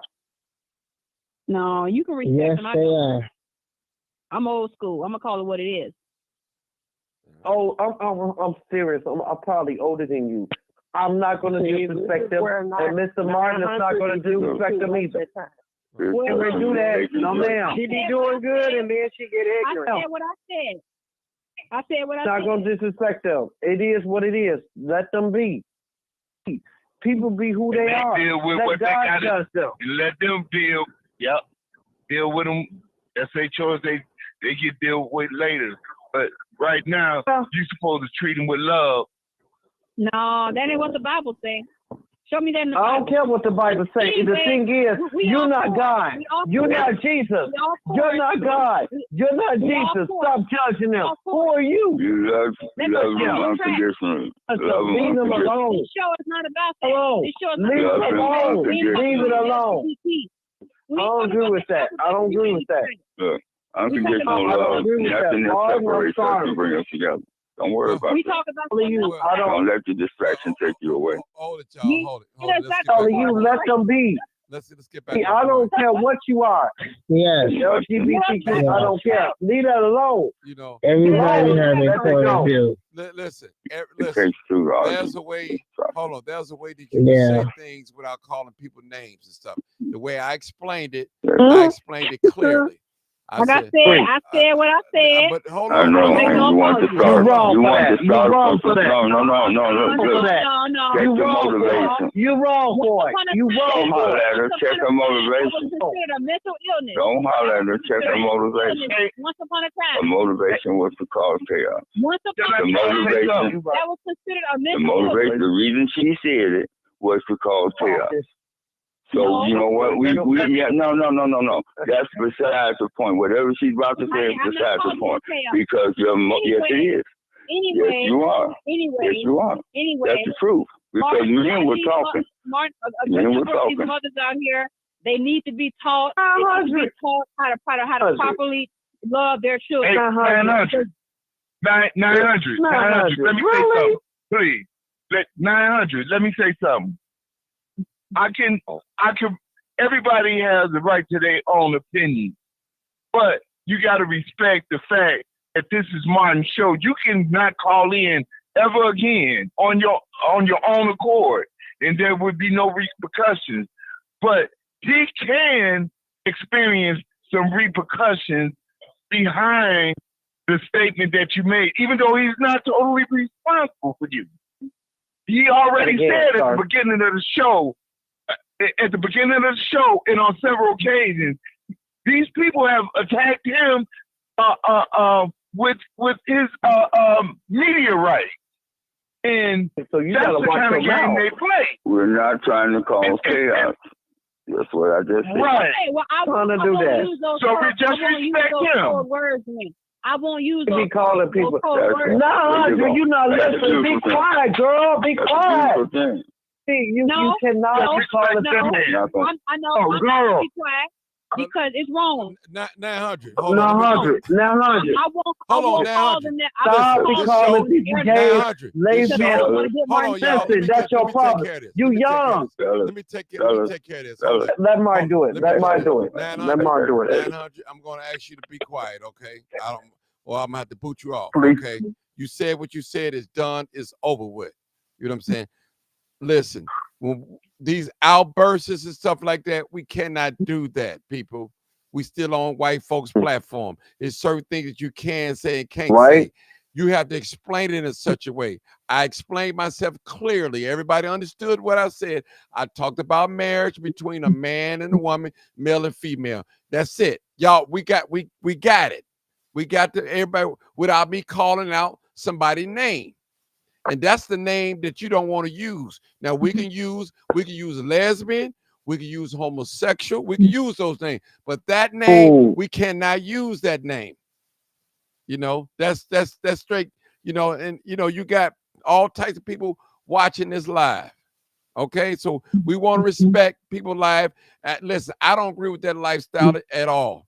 But guess what? They're human beings and I have to respect them. That's it. That's it. You know, so that's all I'm saying. No disrespect to nobody beliefs and all that. Hey, I'm not with it either, 900, but I'm not going to be on here bashing nobody, but you know, in a derogatory name. People. Right. So and we're talking about teaching the kids something. Right. We look at the people, like she's trying to take over. She's out of order. What's with her? Did she wake up or? Well, she was doing great today. We have to be respectful. Don't attack her. Please don't attack her. You know, just be respectful. We have to. That's all I'm saying is we got to be respectful. That's all. That's all. Thank you, Martin. I'm about to sign off, bro. All right. Thank you, Martin. All right. Let's get back on track. Let's get back on track, people, because it's, you know, we're trying to help people. We're trying to reach people. We're not trying to tie nobody down. We're gonna let the truth speak for itself. It don't need no help. It don't need no help. Trust me. When we speak the truth, it goes to the places where it's supposed to be. You know, so I just don't want a lot of confusion, and I appreciate you guys for tuning in. This is it's been a wonderful day, wonderful topic. We get a little bit off, we drift off, then we come right on back to it. We want to get back with the young ladies in the house and stuff. Like, we have to see that, you know. So my point is, listen, I'm not discriminating because y'all know I talk about the brothers too, because the brothers be out here bogus, shooting guns, hiding dope in the house, and doing all types of things. But right now, I was focusing on the women and parents. We have to watch it as parents. We have to watch it as parents, okay? So that's what I'm trying to do. We want to keep peace so we can understand each other. And this show is not about 900. It's about parents and their children. That's what it's about. We've seen them come in the house with things that we know we didn't buy and they're not working. Now, I'm not talking to those people that those daughters that's working a job. I understand that. You got credit cards, you got credit. They can have those things on credit. So, you know, it's a thing that they always say, people buy what they want and beg for what they need. and that's true in a lot of sense. They buy what they want and they beg for what they need. Go ahead, Bill. Bill. Hey, Mark. Yeah.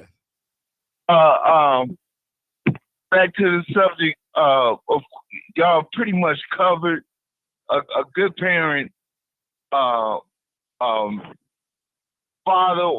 or mother gonna pay attention to that, and there's no way around not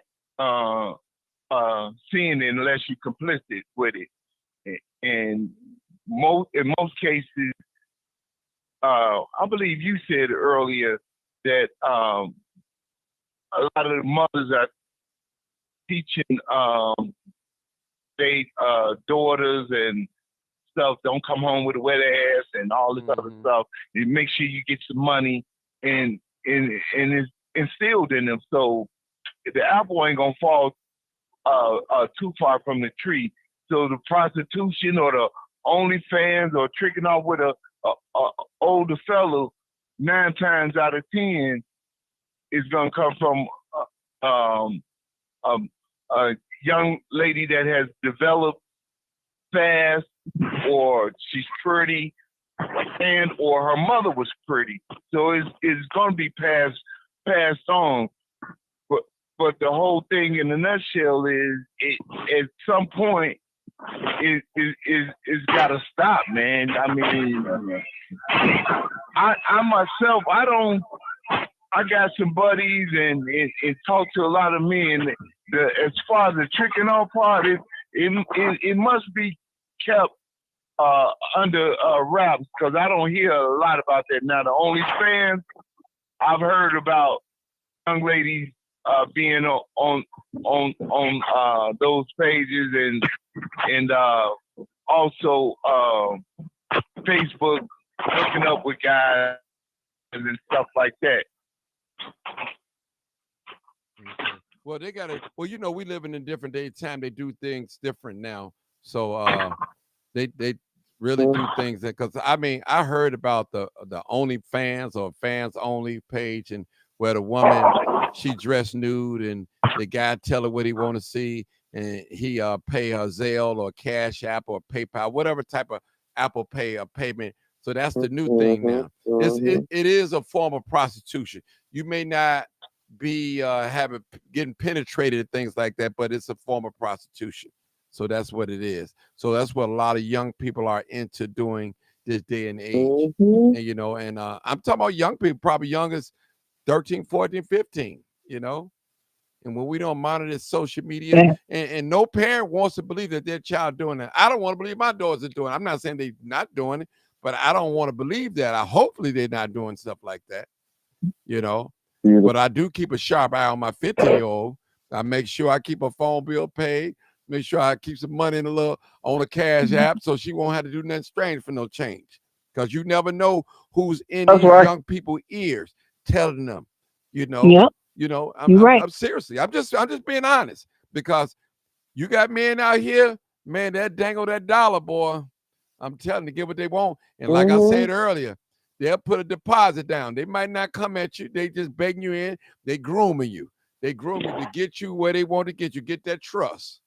And once they get you in their clenches, it's on. You might not ever come back home, period. That's another story, another subject, because we got some sick people out here, sick, and we have to deal with it, you know. And we all know sick people out here. We all know sick people. Some of us, we have them in our family, and we have to address them, period. So I'm not for, listen, I tell people I'm for what's right. Brother, mine wrong, they wrong. I'm for what's right. One thing about me, I don't tolerate no nonsense. I don't tolerate nobody hitting no woman or no woman hitting no man. None of that. I don't go for none of that. None of that. No pushing, no grabbing. No. Walk away. Run down the street. Whatever. Get out. Stop it. Because you can't win if you put your hand on a woman, young man. But now they taking women to jail now for doing things to men. It's almost like whoever called the phone first, they're doing that. But that's not cool, people. Been there, done that, know all about how it works and all the tricks. So we have to be real careful about that. Any young man listening to me tonight, keep your hands to yourself. You know, any young lady listening to me tonight, don't provoke the man. Just get out of his way. That's all. Calm down. And if you can't get along, if you boyfriend, girlfriend, if you're married, you got to separate. I believe in separation. You know, nobody, listen, I don't want nobody hitting on me. I'm a man. And I don't want to be hitting on nobody. When I meet a person, and if I'm trying to date them, the first thing I say, I'm not trying to get my feelings hurt, and I'm not trying to be misled. So in other words, I'm not coming to the door lying and cheating and doing whatever. You shouldn't either. Because I'm not trying to get taken advantage of, and I'm not trying to take advantage of no other human being at all. It's too late in the game for me. I'm an old man now. I ain't got that much time on earth like that to be playing some games, you know, on a relationship. So my thing is, I want to make my last days my best days. I want to be able to share some information and give people some information and speak life into that. I'm not against love. I tell my little children, I'm not against love. I want you to be happy in love. You know, being in love is healthy. I mean, you're going to have troubles. You're going to have turbulence, but you got to work it out. You got to work it out. You can't work nothing out. You can't work nothing out putting your hand on each other and all that, calling each other names and cussing, all that ain't going to get nowhere. That's toxic. Who want to go home to a toxic house? You don't know if your spouse going to be mean or ugly. Well, nobody want to go home to like that. well, not a sane person. Let me say that. Nah. Now, you know, your home supposed to be your sanctuary. It's supposed to be a place of peace where you can relax and be yourself. Peace and joy. That's where it's supposed to be. That's where it's supposed to be. Seriously. And let me say something, 900. You was great today until you got off of shouting outbursts. But let me just say this. Is some things, as you've been a young, beautiful woman, you can't relate to on some of these topics. And I understand your stance. It's cool. But some things you have to experience and walk through and know. And you'll understand it once you get older and get into these relationships and have your family. And you'll see some of the things that will come into light that we're talking about. You know, when a man and a woman come together, they leave his mother and father, they come and be one as one. You know, I tell people, most married people do not listen to single people, period. I'm sorry, they don't do it. They don't take advice from single people. They don't do it. Well, that makes sense. That makes sense. Yeah, they don't do it. Now, I'm not saying a single person can't tell a married couple something. I'm not saying that, but they don't listen to them at all. And I understand that. So, I mean, people, this is a great show, but we have to be careful what we say. I think I'm in. How long I've been on here? Let me see how long I've been on. I know I've been on a couple of hours, almost 2.5 hours. Anybody have anything to say before I cut off? Hey, Martin. Yeah, go ahead. Yeah. Hey, Martin. This is a prime example of the black family being targeted. And what you got to do, we always say it takes a village. Even though 900 had the outburst, we reached out with love and corrected it. Mm-hmm. And she accepted. Now we're moving on. Mm-hmm. Now we're moving on. Yeah. As a family. Right. You know, and I always told you guys, I always wanted a platform, and it is that you don't have to agree with everything. I don't know everything. I know some things, you know. One thing about me, the road to hell is paved with people with good intentions. So you could mean well, that don't mean you're on the right road. So a lot of times people say things and do things ignorantly and don't know the damage that they're doing until somebody call them on the carpet. And that's real talk, you know, real talk. We got young people that's watching this live, and all of us are some mature adults, and they watching us, how we interact with each other.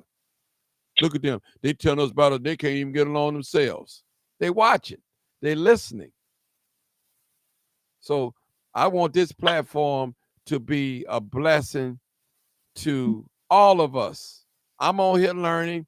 I'm listening. I'm learning things more and more and more. I learned something about the fans only or only fans. I learned something about that. I mean, it can happen, people. We have to learn. I mean, that's what it's about. It's a village. We got to create our own village. We know some people don't want the village involved into raising their child. And all of us, we want the best for our children. We want the best for our grandchildren. We want the best. I want the best for all of my children and for the grandchildren. But I want them to love on their child. Love on them. A child needs love, nurturing. That's what a child needs. Imagine growing up in a house when one of your parents telling you you'll never be nothing, or you're going to be in jail. Imagine that. That's brutal. That's brutal. That happened to me. It happened to me. Mama, you ain't going to be nothing. You're going to be in jail. You're going to be, you know. I mean, then, and remember I said yesterday, if you keep hearing and seeing things, you'll start believing it. You'll start believing it. But thank God for his mercy, for his grace, that I had a mind, a transformed mind, to fight that spirit, rebuke that spirit from over me, you know. And parents, as parents, we have to be careful again what we say to our children. And we cannot be calling our children derogatory names. All right? All right, we can't do that, because what that does is it sets up, they start distancing themselves from us. you know. And I often said, I said it, I think in one of my lives, I got a friend, he's an attorney, high profile attorney. He's also a mentor to young teenagers. And one of the young teenagers came up to him and told him that my mama's a bust down. He didn't even, I mean, when he told me that, I was like, wow. He said the teenager told him that my mama is a bust down. And that's another thing as parents. We cannot let our children see certain things that consenting adults do. Now, I know you're grown, you make decisions on your own, but some things the children should not be able to see and know. If you like to sleep with a lot of men, a lot of women, your children should know that. They should not know that. They shouldn't even see that. They should even have a clue that you're doing something like that. And it's wrong. I'm not trying to clean it up. It's wrong. But we have to be careful as parents and grandparents in certain things. Period. We have to have the respect of our children. And I tell people right now, I got a grown son standing tall as me. I love him. But when he wrong, and I'm going to tell him. And I'm going to tell him in love. I ain't got to raise my voice at him. I ain't got to get in the fighting stance. The man respect me because I give him respect. Now, is he perfect? I would say no. But guess what? He give me respect and I give him respect.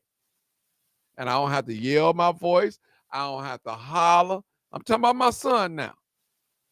You know, thank God for him. You know, he got a little attitude, whatever, but he'll listen to me. At the end of the day, he still got to make his own decision, but he will listen to me. I got that communication between me and him. Open it up. I can talk. You know, he might not want to hear what daddy got to say, but he got to listen because I'm going to listen to him. If he got to sit there and talk to me for a whole hour, I'm going to shut up and be quiet and listen to him. Whether if I agree with it or not, if there's something wrong, then when he's done, I say, you done, son? Now let me talk. And we're going to give each other. And that's what I try to teach us on this live, people. We may not agree with each other. We may not, but we have to respect each other's opinion, right or wrong, good or bad. You know, so I try to be an example of that, what I want you guys to do. You know, again, 900, we don't want no more outbursts like that. And I understand your stance, you know, but certain words that we just cannot say because you won't get the effect. I will get the effect. I'll get the backlash, you know, especially with YouTube and Facebook. You get one of them people on there from the alphabet community and saying we doing this and that, you know, then it's a problem. It's going to be a problem. You know? Okay, I'm not gonna say those words because I don't want to jeopardize the show. You're right. No, but I'm just saying. What I'm saying, it's okay. Hold on, listen. It's okay to say lesbian. It's okay to say homosexual or bisexual. But those derogative like that, you know, you gotta watch it. Gotta watch that. You know what I'm saying? Well, you know, Martin, we was coming up. You can say words like that, but I know times have changed. Yeah, but you still can say the word, but just don't say it on this platform. That's all I'm saying. Better believe. Right, I say it on the street, but on the platform, I'm not gonna say them on the platform. But on the street, yeah, I say words like that. So don't forget who house we in. We in Facebook house. We're in YouTube house. We're in X house, and they have rules. We in Mark house. Yeah. We in Mark house. No. But what I'm saying is, I'm on their platform. I'm using their platform to get my message. I know. Out. We in Mark house. Yeah. Mark Zuckerberg. Yeah. Right. So you know who that is, right? I know who that is. Oh, okay. All right, people. We in Duck House. I'm done. I appreciate you guys. I appreciate you. I thank you guys so much. Thank you for all the comments, and hopefully you guys can share this video, talk it over. I guess we'll probably deal with the men another day. We dealt with the women first, coming in the house with expensive purses and jewelry, wads of money and gym shoes and hair all the way down to their butt, you know, and tattoos, expensive tattoos, sleeves and stuff. So those things cost money. So parents, we ought to be aware as being parents, we have to watch out for things like that. And we have to question our child. But, you know? Go ahead, old But time. Martin. Yes, sir.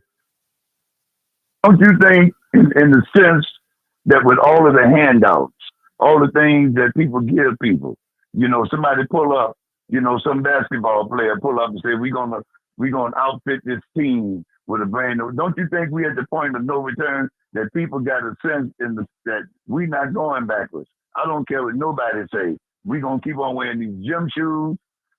We're gonna keep on wearing expensive stuff. No, we're not gonna go backwards. And and at that time, people don't feel that. That's why you got this smash and grab going out to hitting the Louis Vuitton stuff. But people want all this style. They want the fashion, and they want to be able to say that hey, but whether they got it by hook or crook, you never know. Taking stuff, they don't want to feel as though that they just wear just a regular Hanes shirt or Fruit of the Loom. They want something higher than that. Yeah. And we don't know where this come from, because all of it is supposed to be disclosed. But I think we at the point of no return, is good or bad. Well, I'll say this. I'll say this. I don't think they want to go back. Old time, I'll say this. I hear you. I understand what you're saying about our young people, things like that. And you got to remember, we're dealing with centuries of trauma. We're dealing with broken up homes. The mom ain't in the house. The father's not in the house. We got problems. We got issues. We definitely have issues. And it is anybody. It's natural to want some things nice. There's nothing wrong with wanting a Louis Vuitton purse or Michael Jordan's or a nice piece of jewelry or something like that. Or everybody want nice things. But are you willing to sacrifice and pay the price, go to work or save or work hard to get it? We live in a society, I call it a sprint. But I call it, like me, I consider myself being in the marathon. You can't get everything quick. I'm in it for the long haul. And I understand these young people have a sense of entitlement because of where they come from, their upbringing. You got to remember, we're fighting racism, oppression. We're fighting parents that's on drugs. We're fighting bad parenting. We're fighting elements in school. We're fighting elements in the streets. So there's so many things that we're fighting against. Unfortunately, some of us going to make it. Poor people are always going to be with us, old time. We talked about that other night. People going to always have their hand out. They always going to need some help. Everybody don't want a home. Everybody don't want to be married. Some people want to stay single. So that's their choice. So everybody's not going to do the right thing. Some people want to be a thief for the rest of their life. That's what they say. Some people, I've heard people say, hey, I'm going to smoke until the day I die. Talking about weed and blunts. That's what they want. That's the choice that they make, and we have to live with it. We won't be able to save everybody. Even God knew that himself. He said, for God so loved the world that he gave his only begotten son, that whosoever believeth in him should not perish. He put the word whosoever. You have an option. You have a choice to believe in him. And these people out here that's doing wrong, and people that look like you and me, they have a choice. They have to have a choice. Well, they do have a choice, whether they want to choose good or bad or right or wrong. And sometimes, and I hate to say this, it's kind of painful doing the right thing, if I may say that. It's challenging. Let me use that word, challenging. And you hungry and you're running short and it's a little lick over here, you can get, and you're like, oh man, it's rough. It gets rough. It's get rough, though. And for some of us that's well off, that's established, we don't have to worry about them things. But those that come in, you don't know how people living in their house. Mama get her check, she go cash half of the link card in with the Arabs, get cash or whatever. Then now, the last 2 weeks before a link card come on, she running short of food. Again, let me say another thing. That link card is not for you to get your hair done, mama. You go buy your new outfit. That link card is for food. You should never run short of food. Well, Martin, I need a little cash here and there.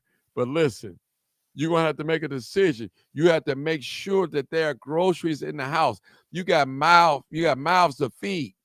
You can't be feeding your boyfriend every time he come overnight and he ain't bringing nothing in his hand. He coming to the door with nothing but a beer, a blunt, and all that.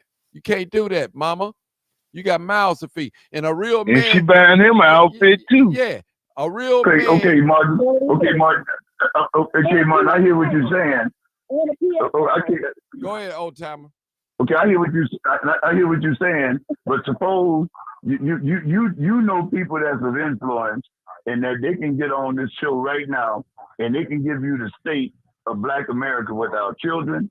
Now we don't want to hear it because I've heard some of the times when we have said some things on the show. Now, of course, all of us are not Rhodes Scholars. All of us are not Harvard educated people. Nowhere near that. Old time. But let me say this. I'm gonna let you talk. Go ahead. Remember, I said earlier in the live, if you keep hearing something and seeing something a lot, you're gonna begin to believe it. So we have to be careful with our words. We can't always pick out the negative things that Black people are doing. We have to. I went to a gala the other day. Black excellence. You talking about millionaires and business people, entrepreneurs and stuff like that. It wasn't no fighting and arguing and pistol shooting. It was a beautiful affair. The Legacy Awards.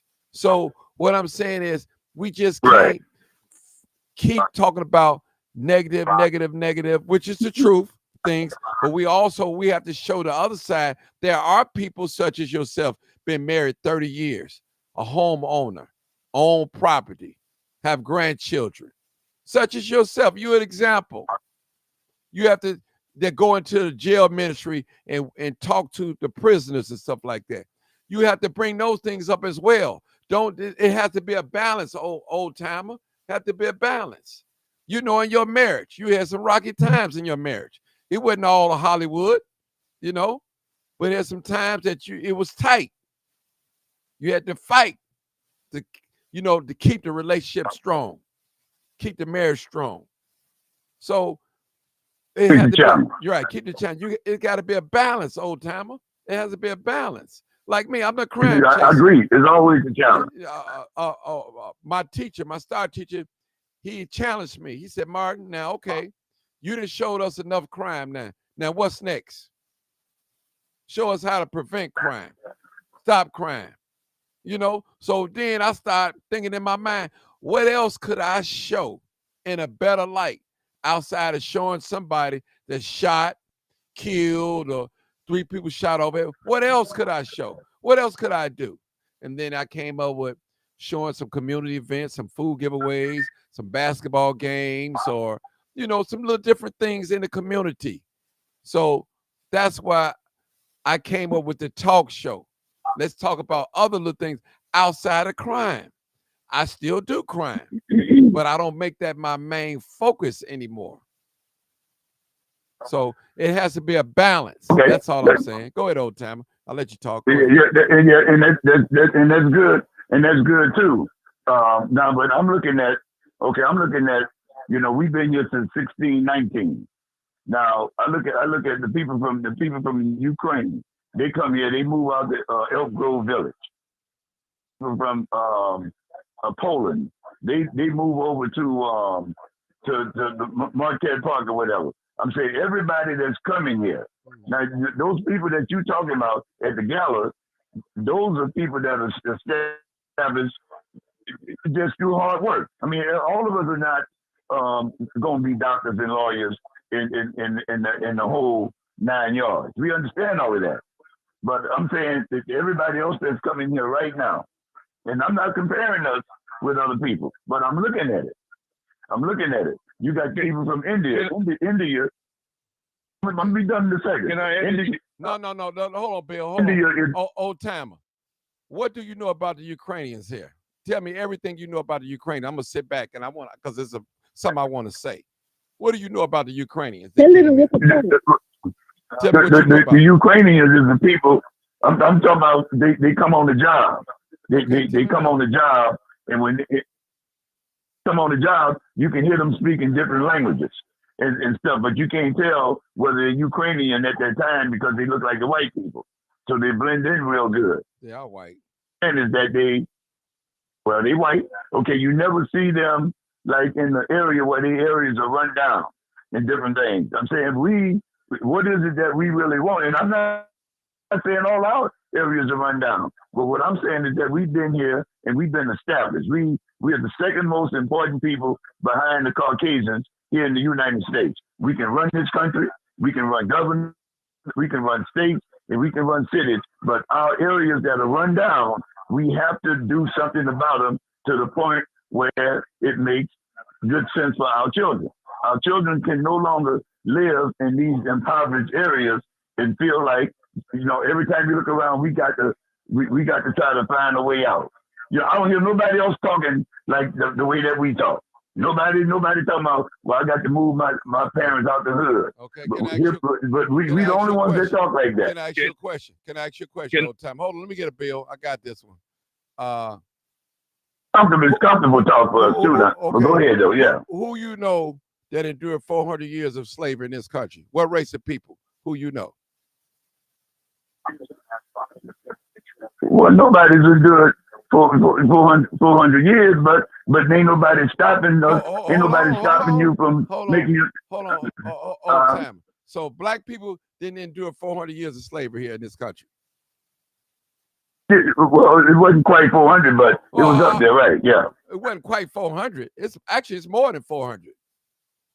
Be honest with you. Okay, now. Well, I mean, they abolished slavery in the 1800s. Let me ask you a question. Describe slavery to me in your own word. What is slavery? Well, slavery is making people work and not getting paid.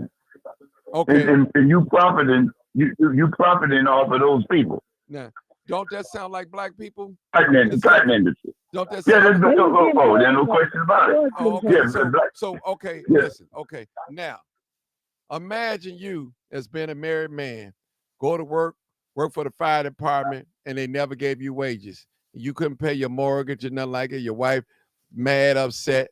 How would you feel? Wouldn't that affect you?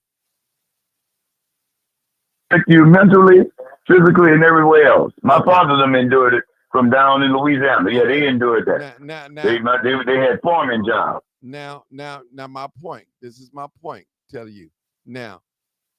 Don't you believe, as a black man, there's black people, something wrong with us? Can I agree with you on that? There's something that's mentally wrong with us.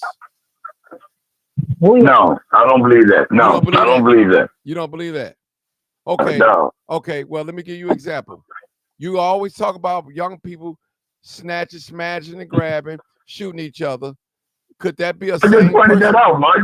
No, I don't always talk about it, but I just pointed out when it happened. You always talk about our neighborhoods. That's what you always talk about. That you always talk about that. But listen, how your neighborhood? Okay, I'm gonna stop talking about it. No, you ain't got to stop talking about it. But I want to let you know that all black communities are not impoverished.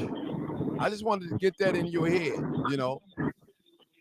But see, when we talking about our children. Hold on, but I'm just saying, these same communities that you're talking about, I was born and raised in these communities. I'm a product of those communities. Same communities. Drugs, gangs, prostitution, stealing, robbing, carjacking. I come from all that. And look at me now. I come from that. You wouldn't know it unless I tell you. I come from that. I lived that. Matter of fact, I'm going to go a little further than that. I indulge in a lot of things that was going on in these impoverished communities. Martin, we did. I did a whole lot of things from the area that I came from. And it was just by the grace of God that some of them we didn't get caught, but they didn't get shot. We used to throw rocks at people's houses and run. We used to go up and slam people's screen doors and run off the porch. We did a whole lot of stupid stuff. We used to. That's not no time. You can't even get a felony. Right, then I hear what you. That's nothing. I'm talking about felony stuff that you can get a felony, something that can follow you the rest of your life. That's what I'm talking about in these impoverished areas. That's what I'm talking about. Oh man, can I interject? Go ahead, Bill. Hey, old timer. I want to interject by saying it's a few of us that made it out versus a lot that hasn't. And what has been put in the community is a result of what's happening with our young people. Just like Martin said, I was part of the problem for a long time, didn't realize it because it was there. And people grasp hold to an opportunity to get out. Before the 80s, the people that got out, a lot of people got out, like my parents, from having a good job, working at General Motors or whatever, you know. But then came something else that was threw into a monkey wrench that wasn't designed for us to be successful, but to keep us downtrodden. And the drug game let regular people see I can either not have at all, or I can go out my door and make on a low ball, not being a baller, $200, $300. Hold on, let me finish. $300. Now these same people that I used to serve and a product of, they done had kids that got grandkids, and they hear these stories over and over about Chief this one did this, the shine. In my era, I'm 62, you're a little bit older than me. In my day and time, it was a few that shine like that. It was a handful of dope dealers, or people that sold reefer, some a little heroin or whatever, and the pimp. And even at my age, people gravitated toward being a pimp, which is one of the low lives of the earth, the scum of the earth. But we gravitated to that because he had a shine and he was able to get out. So now we got the prostitution, more stores, liquor stores, on top of the drugs, on top of oppression from the police department being unfair and unjustly charging people, and it's a whole culmination of things of why it's the way it is. A whole culmination, and until we accept the fact that that's where, and look at the whole scheme of things, the whole picture, where it changed. Like I said, my parents, both parents, had good jobs, but I chose a different way, the fast life. And that's what's been happening since 1978. People choosing the fast life when they don't even have an opportunity that my parents had. My mother got me a job at General Motors when I was 18. I worked there for about 4 months, got in the union and got laid off, and a bunch of black people got laid off. Unemployment runs out. Job opportunities dried up in the city of Chicago and moved to the suburbs. Some people didn't have the opportunity to move to the suburbs. They don't have no transportation, ain't no jobs there. So what are they gonna do? Not saying that it's right, yeah, but what are they gonna do? Let me say this too, Bill, add on to what you're saying. You can't take a grown man that's 35 years old, got 2 babies, and a woman at home working a $10, $11 an hour job. That can't do nothing for him. That's not a livable wage for him. Everybody's not going to go get a trade. Everybody's not going to go get a GED or finish high school. Just not a livable wage. Right now, you don't even need a GED. You don't need a high school diploma. Well, you say, well, how you know that, Mark? Look at the Venezuelans. They ain't got no education, a lot of them. come right over here. They asking all that. Just come and work. We need you. Just come and work. They're doing that. And you got to remember, Ukrainians coming over here, they getting Social Security. They have not put nothing into this system over here, but they're getting Social Security. I've never heard one Ukrainian sleeping in a police station. And they white. But you heard about the Venezuelans sleeping in police stations and all that. But you never heard, it's a lot of Ukrainians that came over here in Chicago. Came from Chicago. And they made sure they were straight. That's racism. They took care of their people first. They made sure none of them Ukrainians was out there begging. You don't see them Ukrainians out there begging or standing on corners or sleeping in police stations, being tossed around and all that. Oh, they gave them the royal treatment. Why do they deserve Social Security? Ukrainians. You gotta ask yourself, and they are white. They are white. So don't tell me about all these unless they open their mouth. Don't tell me about all these foreigners coming over here doing all this great thing. If they were so great, they would have stayed in their own country and built up. That's not no greatness. Black folks never left this country in a mass number and go to somewhere else and build up. We stayed here. We got hung. We got lynched, burnt, fed to alligators and everything. Even on some of these jobs that we on right now, professional jobs, they don't want us on there. They do little sneaky little stuff to try to make us lose our job. So what I'm saying is, they're not going to have another race of people come in this country and they're going to give them a head start. They're going to give them things. We had to work for things, old timer. They ain't nothing handed to us. Then they made it seem like public aid, black people was the only one on public aid, and there's more white folks on public aid than black people. But you don't hear nobody talking about that. You hear nobody talking about that. Listen, my thing is, if you white in this country and you poor, shame on you. Because white people own and control everything in this country. They control the water, the land, the education, the military, the police, the laws. They control it all, the food. Your black self don't control nothing. That money you got in the bank. And then you wake up tomorrow morning, they say that dollar you got in that bank, every dollar you got is worth 15 cents. What you gonna do about it? You ain't gonna do nothing.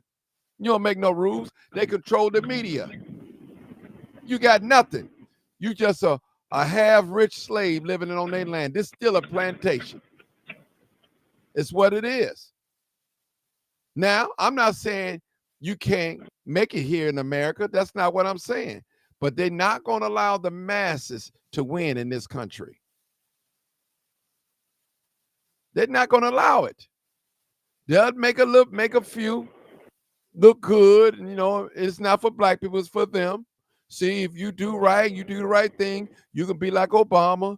You can be like Bob Johnson. You can be like Michael Jordan's. You can be like this. You can be like that. But to bar every time, listen, if this country was not so wicked, why would they have to have body cameras give to police officers? Why would they have to make laws for Fair Housing Act? Because they wasn't fair when it came to giving them mortgages and stuff like that. Why they have to make laws? Well, but Martin. Why? Oh, that's true. Why? Would you? Old timer. Let me ask you one because question. See, we here. Hold on. Let me ask you one question. Do you think that the playing field is level between blacks and white here in this country? Yes or no? I'm gonna say no. Control it. White people control it, but we still here by choice. Look up the history of it now. Now we were brought here as slaves, and all that stuff ended. The choice to stay here. It's not to go back. Old timer. We still in slavery. They just have public lynches. We still having public lynches. Old timer. Slavery have changed forms. We in the worst history of slavery. The mindset. Old timer. Listen, we still have the same relationship. What did we own when they brought our ancestors over here? Nothing. What do we own now? Nothing. own and control nothing. It's the same. What's changed? What have changed? Only thing that have changed, we don't have physical chains around our neck and arms and all that. But mentally, we have them. We know in certain towns in this country, you better not get caught when the sun go down. We know that. We know in this country, when the master whooped us, we didn't own nothing. We had to do what he had to say.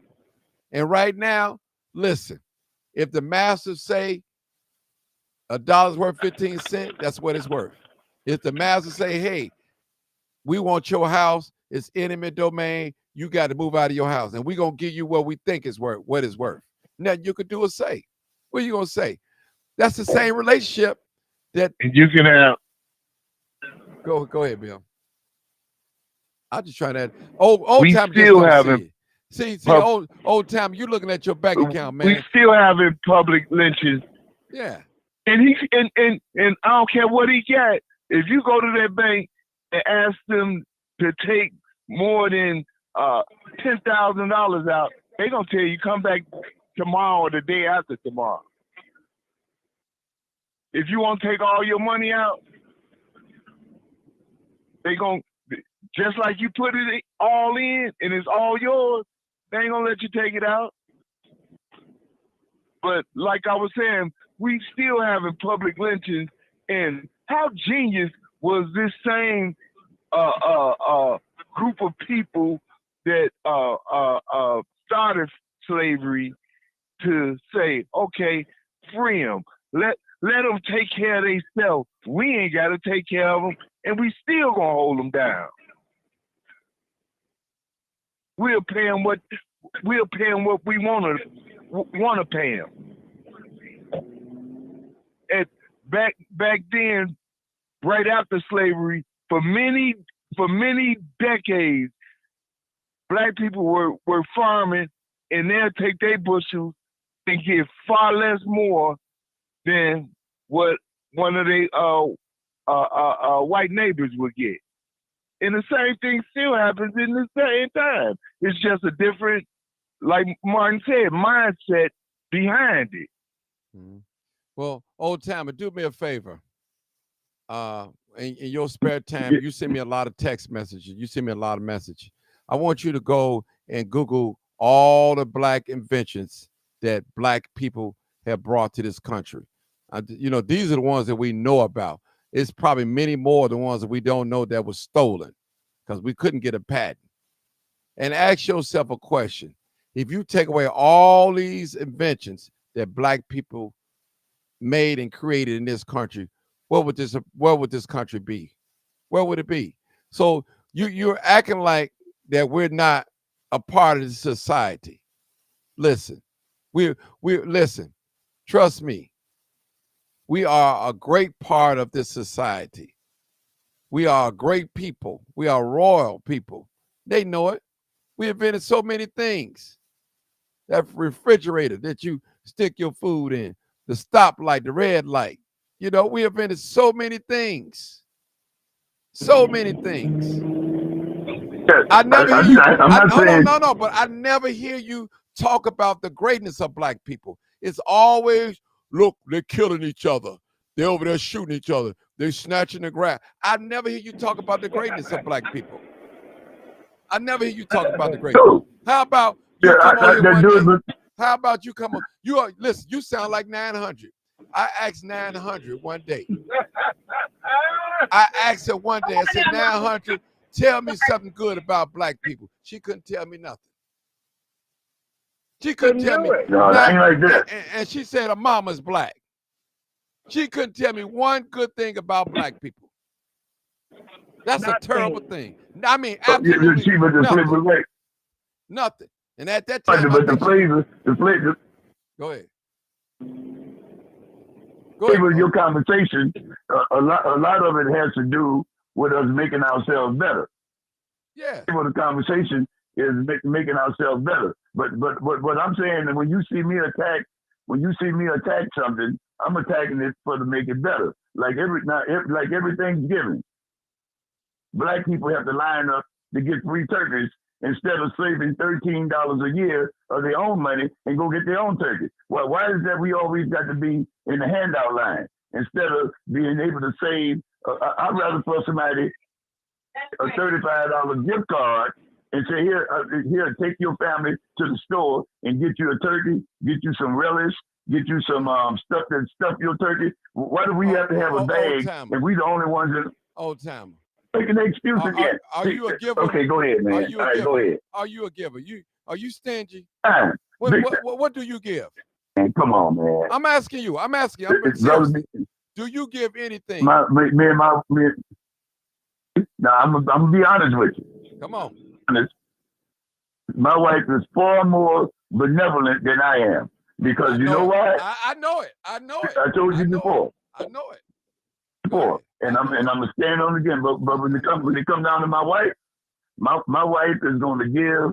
She gonna give until she ain't got nothing else left. I ain't talking about your wife. I'm talking about you. I'm talking about you. I can tell you don't give nothing. Be honest with your you. Conversation. No, I think you gotta go. The way you talk, you're a selfish man. The way you talk when it comes to outside of people. Not probably with your wife. Man. No, brother. Oh, you got to get up and go get it, Martin. You got to get up. The children got to see. I agree with him. I agree with him. The children got to see an example. What's wrong? I agree. Hold on. Hold on. What's wrong with the handout line when you need it? What's wrong with it? No. What's wrong with the handout line? Here's what's wrong. No. Because like you just said. Talk to me. Go ahead. No. Go ahead. No. Because every year certain people know that they're gonna be giving it out for free. And so instead of saving up to $13, $20 for a turkey, they say, well, I can get one for free, so I ain't supposed to hell with the ones who really need it. They know that it's there. Let me say something. Hold on, Bill. Let me say this. Listen. I can buy my own turkey, but guess what? I got in the turkey line and got me some turkeys. Guess what I did with the turkeys? I gave them away to people that I knew that needed. I gave away to people that I know needed. That's what I did. I think I got like 3 or 4 turkeys. No, that's what I did. I got it. Hold on. I got in the turkey line. Hold on. I got in the turkey line. And you know what? I said, I'm a blessing. I don't even need it. I can buy my own turkey. So my thing is, I didn't have myself in mind. I had somebody else in mind. Somebody that can't get out, that can't stand in no line. So what I did was I took the turkey to them. See, it's a way you could do things. Everybody that's in the turkey line, that don't mean it's necessary for them. You got to remember, y'all got to use y'all logic. Children to fuck. Right. You know what I'm saying? Grandchildren to fuck. Right. That don't mean necessary. Them. Right. That don't mean necessary. It's for them. You know, I've been in food lines. No, what I'm saying is their grandchildren should be taking care of them. Not somebody, some outside stranger knocking on their door. But your grandchildren. But listen, old timer. No, man, come on. Man. Okay, all right then. Listen. This is just hard work, man. Brother, listen. Hard work. Listen, let me just say this. Didn't Obama bail the banks out? They was going broke, right? Didn't he go? A bank. We're talking about a bank. A lending institution, a banking institution. Went 3 broke. presidents did. Thank you. So 3 presidents. What can that tell you? This is a white-run country. Okay. What that tell you about country for the white man, though. Okay, then. Sold by the white man, and is the white man interested? Act like the white man running. You talking like you acting like the black man runs something. He don't run nothing. He don't run nothing. You know he don't run nothing. No, man, I ain't saying nothing. Like that. What I'm saying is that we got to forge our own path. The people from India, all these young children, all these young people, themselves all the way different from the way that our people conduct ourselves. What I'm saying that we've been here longer than anybody else. We should be the leading group of people that the facial looks, nice looking, the way that we carry ourselves. We should be the leader of the pack. Oh yeah. Running around. Hold on, old timer. What do we run? You keep listening. Old timer. What? Tell me. Let me ask you this question. I got to get out of here. Name me one thing that black people own and control. You name me one thing. You name me one thing that black people own in this country and control. Name. I'm waiting on it. Name me one Well, thing. we own and control. But, come on now. Come on, man. Now, Answer the question. You being a Answer little the bit question. but you're being disingenuous now. Now, come on now. Because Old we timer. spend money to go. Old timer. Name me one thing that black people own and control in this country. Well, I'll do it better than that. Name me. We own money. What? We control. Your face on it. We control your black face on that $100 bill. Huh? No. But we can control the white man is. It's the white man's currency. I understand all that. Tell me what. Hold on. Tell me what the white man own and control in this country. Tell me what he own and control in this country. Everything. The banks. Everything, but that don't mean that he got to control us. Hold on. But how did he get in control of everything in the bank? It's been some professors, I said it on here on several occasions. Hold on. That this economy was built off of slavery, starting with cotton. Cotton was king, and they traced the money from all of these major corporations back to slavery, including General Electric, which is what was one of the surviving companies from the Depression. All of it was built off the back of a black man that is not benefiting from it. And you talking about these other races doing well? They have not lived the black life in America. I keep bringing up drugs.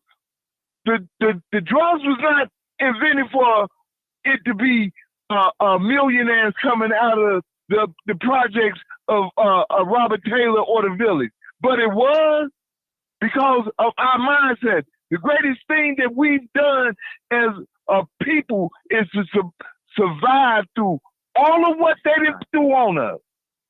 All of what they didn't do, we still standing, and they don't recognize who we are, and they don't care because they didn't show you with hold on, with a public lynching when during the pandemic, God shut the country down. My feelings.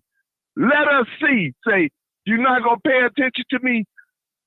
Look at what's happening, and everybody had to see it over and over and over again because there was so many people, white people and a lot of black people like you, in denial. Well, what did the man do?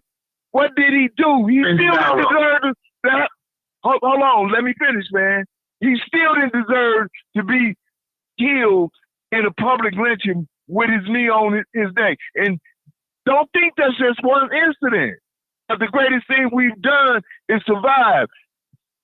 Those Ukrainians, every other race, every other race. Make a point right there. Small point. They put that foot on that man's neck, and those black people stood right up there and looked. And yet here just a week ago, where some migrants would not allow the police to jump on one of theirs, they jump right in there. That's how scared these people have us. Migrants are fighting for their people, but we stood up there and talked to the police. Get your foot off that man's neck. Get off that man's neck. And the migrants say, you ain't gonna jump on our people and do that. And they fought with the police. Now somebody talking about, well, the police got respect, but I'm saying the people got us scared to do a lot of stuff. We do a lot of talking, but those people there jumped into action and they jumped on the police. Take that stuff off the police. Ain't no Frenchman gonna take it off them. Ain't no Polish people gonna take it off the police. But the black people stand up there and do all that talking, and then the other people say, now see, black people ain't gonna do nothing but talk. We gonna put our mouth where our action is. And they did it, and they don't care if they went to jail. They say, we might go to jail, but we ain't gonna let you jump on ours like that. Now you know that's what happened, and you know that's the way it goes. It don't always result to us. It don't result to us going to jail. Just like the insurrection, the million. They will slaughter you, man. They will slaughter you. Okay, brother. Okay then. I ain't saying I or anybody. No black person should have sat around and watched that. But they did. But what, the migrants over there? Yeah, the migrants over there in New York. All I'm saying, old timers, is these people that you name have not lived in the urban ghetto area and have faced the challenges. Just like you said, they move them out to Elk Grove Village and they get jobs. Do you know how many generations of people who have lived? You have to try, but it's hard to try when your hands tied behind your back to get a job. There's only so many in Chicago, but that's the way it was designed. We chose to stay here, though. Yeah. We chose. If you go read the history, when they sent the Back to Africa movement, but they were sending slaves back. 13,000 of them went back. A bunch of them went back. But the black people that was here, they chose to stay here under these conditions. And when they stayed here, but they should have, because this is, we helped build this. This is ours. I'm not gonna let no white man tell me or suggest that I go somewhere where myself and my forefathers have been killed, worked their knuckles to the bone. This is my country, just as well as even more so than machinery. When they brought in machinery, machinery, they started having the less need hands-on movement. When they brought in those combines that you can pick the cotton and bale the cotton, they had a less need for slaves. When they was able to cut that sugar cane down with that machine and haul it out without having the need for people to do it, they had less need for slaves at that time. So they're giving them opportunity to go back to their land. But we chose to stay here, and so whatever rules that we had. Now they were supposed to give us 40 acres and a mule. They started it off and they didn't do it. Was able to we weren't able to force them to do it. So now we got to make the best of it the way that we can now. All I'm saying is that we've been here. Now we was in the Roaring 20s. We Callaway. We've been politicians and all that for a long time. But we still got this crime thing that we trying to tackle with our people. And all I'm saying is that if this is what we like to do. Hey, old man, I feel that we can. All the time, white people don't commit crime. They might not be doing no drive-by shoot, but they supplying the guns. They just as guilty. They supplying. The white people love their people, man. Right. Okay, but I'm just saying. Love their people. They don't love black. And I love my people too. That's it. And I love being black. And let me go to the next caller, man. Y'all got me going. They don't love us. I know. 8037. Come on, caller. 8037. Then I go to Sarge. 8037. I'm supposed to be on here. Oh boy. Go ahead. Black people own clubs and real estate, to answer your question, Martin. No, brother. They own what? Come on. Clubs and real estate. Brother, how old are you? How old are you? 46. You need to go read some books, okay? Because you way off, brother. Black people don't own nothing and control nothing, brother. They have nothing of power. What they own is who land is on. Who own the land? Think about it, brother. The government. Okay, then. All right, then. Who is the government? The feds. Yeah, okay, bro. You gotta read some books. And guess what? That land that you think the black man owns, let it be some oil or some kind of mineral. I've seen where the government come in and say, you own that house, but it's 6 feet, 8 feet down. We own all of it, all the oil or whatever. I've seen it happen. Okay, Sarge. Come on, Sarge. We don't own nothing. Come on, Sarge. Well, I'm hearing a whole lot, but I sure don't hear nobody naming nobody's name. Like, I know Mr. Johnson, Mr. Smith lost their doggone house to eminent domain. Black folks talk too damn much and don't give all the information. And your point? My point is, give all the information. Okay, we know what the black folks on. Okay. What the black folks on. Okay, hey, hold on, man. No. You now, don't talk. Hold on, brother. Hold it. Don't tell me to hold on. You don't tell me to. I'm the host. Oh, I didn't know that was you. Okay, now go ahead, I didn't know that was you. Go ahead. Now, you got these labels that these drill rappers can set up in Chicago. Them ain't no white record labels. Them self-started labels. Self-made. Huh? That skate rink over there, 1122 East 87th Street, the Rink Fitness Factory, black owned. All those bars and restaurants and all that over there, it's black owned. That's what I'm saying. Sarge. So what the black? Hold it, Sarge. Hold it, Sarge. Hold it, Sarge. Hold it, man. You way off. First of all, when you got married, right? You've been married with 3 times, right? Okay. Mm-hmm. Who did you have to go to get to? Who had to acknowledge your marriage before you got married? White folks. They had to give you a piece of paper, right? Right? Mm-hmm. When you got divorced, who you had to go to? White folks, right? Get a divorce, right? Okay. When you buy a piece of property, hold on. When you buy a piece of property here in America, they can take it either a couple of ways. Intimate domain, which you said, intimate domain.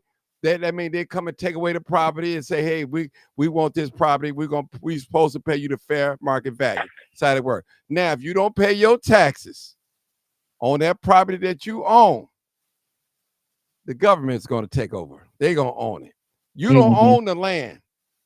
And like Bill said, if you do own the land, they own the dirt up under it, all the way up under it. Listen, brother. Listen. Imagine this, people. Let me just use a little logic. Who's the greatest? The one that's selling the pistols or the one that's manufacturing the pistols? Who got the power? The one selling it or the one making? All right, then. That's what I'm talking about. That's what I'm talking Manufacturer. about. A black man, you can go buy you a Rolls Royce. You can buy you a Bentley. You can drive it. But guess what? You ain't no black people making that. White folks making it. He's selling it to you. So what I'm saying is, when I say own and control with power, something that can move people. If white people decide today, right now, that we're not going to allow no food trucks to come in the black community, they have the power to do that and make it law. Black people don't have that power. Manufacturing, like Ronnie Johnson said, is power. That's what I'm talking about, people. I'm not talking about you play checkers. Hold on. I'm not talking about owning a piece of the pie. I'm talking about making the pie and dispersing it. That's a difference, people. That's a difference than having a slice of the pie, than owning and making the pie. Listen, your degree means nothing unless it goes through them. It's not acknowledged. They got some jobs in this country, according to the law, you cannot work unless you're in the union. You can't do it. Yep. They got a law in this country, if you have a felony, white people made this. There's certain jobs that you can't even work. And I'm just saying, this is the law. That's why, listen, why you think white people came up with the Jim Crow? To put a hold on us, to keep us from rising up. They don't want no more Tulsa, Oklahoma no more. It already have proven that black people in that short period of time that they built that up, Tulsa, Oklahoma, they was very prosperous. They was loaning white folks money in that short period of time. They had to do something to dismantle that. And they put laws in place. And they get people that look like me and give them a few dollars and brainwash them, tell them you better than the other black person. Now you get over here, I'm just doing my job. They send you over to destroy something. Look at our politicians. We got politicians here in the state of Illinois. A lot of black politicians in power positions. And look at the black communities. Look like a bomb dropped in on the west and south side. Look, only time that you see some action on the west and south side when white folks getting ready to gentrify the area. You know they coming. They coming. Ain't no Negro done that. and white folks. And I'm not victim blaming or none of that. But I'm showing you where the power is coming from and the resources. When white people left Gary, Indiana, look at Gary right now. They took all the resources with them. They took it. They took it. So what I'm telling y'all black folks, listen, reality. A neighborhood consists of your own bank, your own library, your own school, all that. You don't have a black community, really, if you really want to look at it like that we have our own everything. Everything mysteriously that we own, they buy it out or they find a way to dismantle. You don't have one black hospital here in the city of Chicago. Not one. One black gas station in the whole state of Illinois. Why? What is it? Black people can't do no business? They dumb? Are they incompetent? Are they stupid? No. But listen, what about, let's go with the weed thing, the weed dispensaries. So you tell me, out of all the people in the state of Illinois, you got a lot of millionaires here. Did nobody qualify for a weed dispensary? They couldn't get one? They put a lock on it, people. And by the time black people get ready to get one, they already got the monopoly on it. Listen, the governor set it up that way. They know what they was doing. So what they do, they give a few politicians some little tokens. Stay quiet, be quiet. And y'all know that's not right. Who went to jail for selling drugs? Black people. But who was the producer of drugs? Who was responsible for flying drugs and bringing drugs in this country? It wasn't black folks. Not at all. Yeah, Who was responsible? Hold on. Who was responsible? I guess we ain't got a choice to use it or not, huh? Oh, okay, hold on. No, I'm not saying that. I'm not saying that. I'm not saying I not am. a choice. That ain't the point. I'm showing where the power is. That's what we're talking about. The power. Don't get it confused, buddy. I ain't talking about you having a Mercedes-Benz in your garage in your house on 2 acres. That ain't nothing. They own the whole land. That's nothing. That's like licking your finger and pointing at the Lake Michigan. That's nothing. You own nothing. That money that you have in the bank, if the government shut down, you won't get your check. I'm glad I could put my finger in that lake and I got something that I could dip my finger with. But listen, if they want it, it's theirs. They own you. Yeah, there's a whole lot of ifs. They want you. If they want it, it's theirs. Trust me. They know how to get it away from under you. Trust me. And it's a lot of people. Hold on. It's a lot of people. I think what y'all get.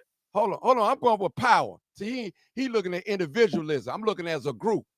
There's a lot of people such as Sarge, that's a veteran, is homeless, sleeping in tents right now. That fought for this country, that got killed people, got injured and everything. They sleeping in tents right now as I speak. Right over on Roosevelt and Canal. Right now as I speak. I'm talking about people for this country that fought for the white man. That fought. Look at them now. All can't get no help. All messed up. All messed up. You gotta ask yourself why? Why? Now, you gotta ask yourself why. So I'm talking about power. I ain't talking about individualism, because you got a lot of people that's successful, got homes and houses, living off a pension and all that, entrepreneurs. That's cool. I just left a thing where there was so many entrepreneurs in there. But what about the masses of our people are not there? It's a few. Everybody can't win. Why not? Somebody got to be in charge, Martin. Somebody got to be in charge. Everybody can't win because this country is not designed for everybody to win. It's just not designed that way. Well, let me interject. I think y'all got to misconstrue owning your own property. I don't care if you own 20 properties. You own the ring. You never own. You got to pay taxes on it. Even if you own it, even if you paid the taxes, you ain't got no power over nothing but yourself. Not even a blade of grass, because these people will tell you when you can cut your grass or not. But here's the whole thing about what Martin said. We don't have no power, and it ain't just by because we don't want it or because we keep effing up. The effing up part comes from people implementing things to hold you down, to make you have. It's gonna be some to slip back. Just like I say, it's the grace of God that we still here. That's the best thing that we done. But you could take Michael Jordan's money, you could take Oprah, Jay-Z, P. Diddy, and put them all together, and guess what? They won't be able to make no power plays. I guarantee you that. And if they even attempt to try, they're going to have a monkey wrench thrown at them where they're going to be targeted and look like who this nigga think he is. We got to show him. And it's going to be something. And they doing it individually right now. Hold on. Let me give you a prime example. A prime example. Now, I'm not gonna promote R. Kelly. I don't know what the man did, but just say he did it. Guess what they did? They done railroaded this man right in front of our face, and we ain't did nothing about it. Straight railroaded him. But they didn't stick to the law, and they showing us every which way we look in turn that they can do what they want to us when they want to. Hey, Bill, say your breath. Bill, say your breath. Sarge ain't even black, so he don't even count. So he can't tell us nothing about black people. He don't consider himself black. That defeatist attitude. So that defeatist attitude right there. Right. You're Google not black. Defeatist attitude. You're not black. So we're I'm not defeated by a long shot. Oh, good. I can't tell. Yeah. And as to the Jim Crow that was spoken on, there were no Jim Crow laws up north. Sorry, that was only in the South. Woodrow Wilson. Sarge, you out of your mind. Sarge. Okay. Do you read books? You out of your mind. Sarge. Okay. When did Jim Crow end? Okay, let me ask you a question. Hold on, Sarge. What year? Sarge, hold it. It never ends. You still got Jim Crow. It's still just like slavery. It never ends. Sarge, okay. Come on now. What does Jim Crow mean? Yeah, what you mean, come on now? It's segregation, bro. You need to read some books, bro. I'm telling you, because you need to give me some facts. You don't know the history, brother. A matter of fact, I tell you I do. I tell you what I do. This is what I do tomorrow. You bring your facts tomorrow. I challenge you tomorrow on Jim Crow. Any black history subject, I challenge you on it with facts, with the book. With a book. Okay. You bring your fact, the white talking points you got. Talking about Jim Crow what you mean white talking points? Come on, man. What you think somebody black wrote the book that you're about to read? Come on, man. You really think it's a black author? Oh yeah, it is a black author. You think it's a black author? Yes, consider the story. Yes, it is. Yes, it is. Okay. Yes, it is. Sorry. Hold on. I got one. Yes, darling. Hold on. I got one right. Have you read the new Jim Crow by Michelle Alexander? Hold on. Hold on. I got one right here. Hold on. Look at the screen, Sarge. Look at the screen. Have you ever heard of Amos Wilson? I'm on my phone. I'm not on Facebook, Martin. First of all, have you ever heard of the author called Amos Wilson? Yes or no? Who? Amos Wilson. No, I haven't. Okay. Make sure you write that down and just Google his name. No, I'm gonna Google it right now. Amos Wilson, right? Author. Yes, sir. Yes, sir. Amos Wilson, author. Have you ever heard of John Henry Clark, black author? Have you ever heard of him? John Henry Clark. Oh yeah. Sarge. No, I haven't heard of him either. No. You don't know no history. What? Wow. You don't know no history. I'm surprised, Sarge. You pretty astute. You're pretty astute. You got John Henry Clark. Yes, and I am honest too. If I don't know something, I say no. Yep. If I do, I say yes. Yep. But listen, y'all, that's a good thing. We're gonna get out of here. At least you're honest, Sarge. Tomorrow, bring your homework, Sarge, and come on, challenge me. Bring what homework? Woodrow Wilson is the one that tried to change all the laws in the North to turn Jim Crow. This is one of them doggone wannabes out of New York.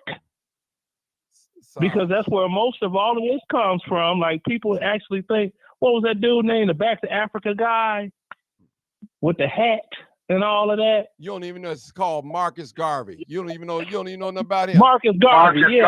Garvey. Marcus Garvey was not doggone foundational Black I American. know he was a Jamaican. He was Jamaican. I know exactly. Yeah, what he was. just like you got, the press secretary right now, that Jean Pierre, Corinne, whatever her name Marcus is. Garvey gave us She a was red, born black, in and gray. France. Okay. She was born in France. Listen, I got to end this subject tomorrow, so I got to end it tonight. So I'm done. That's another whole subject. So Okay. I appreciate you guys. Good night, everybody. Right, good night. You already know what it is. Well, hopefully my phone pings when you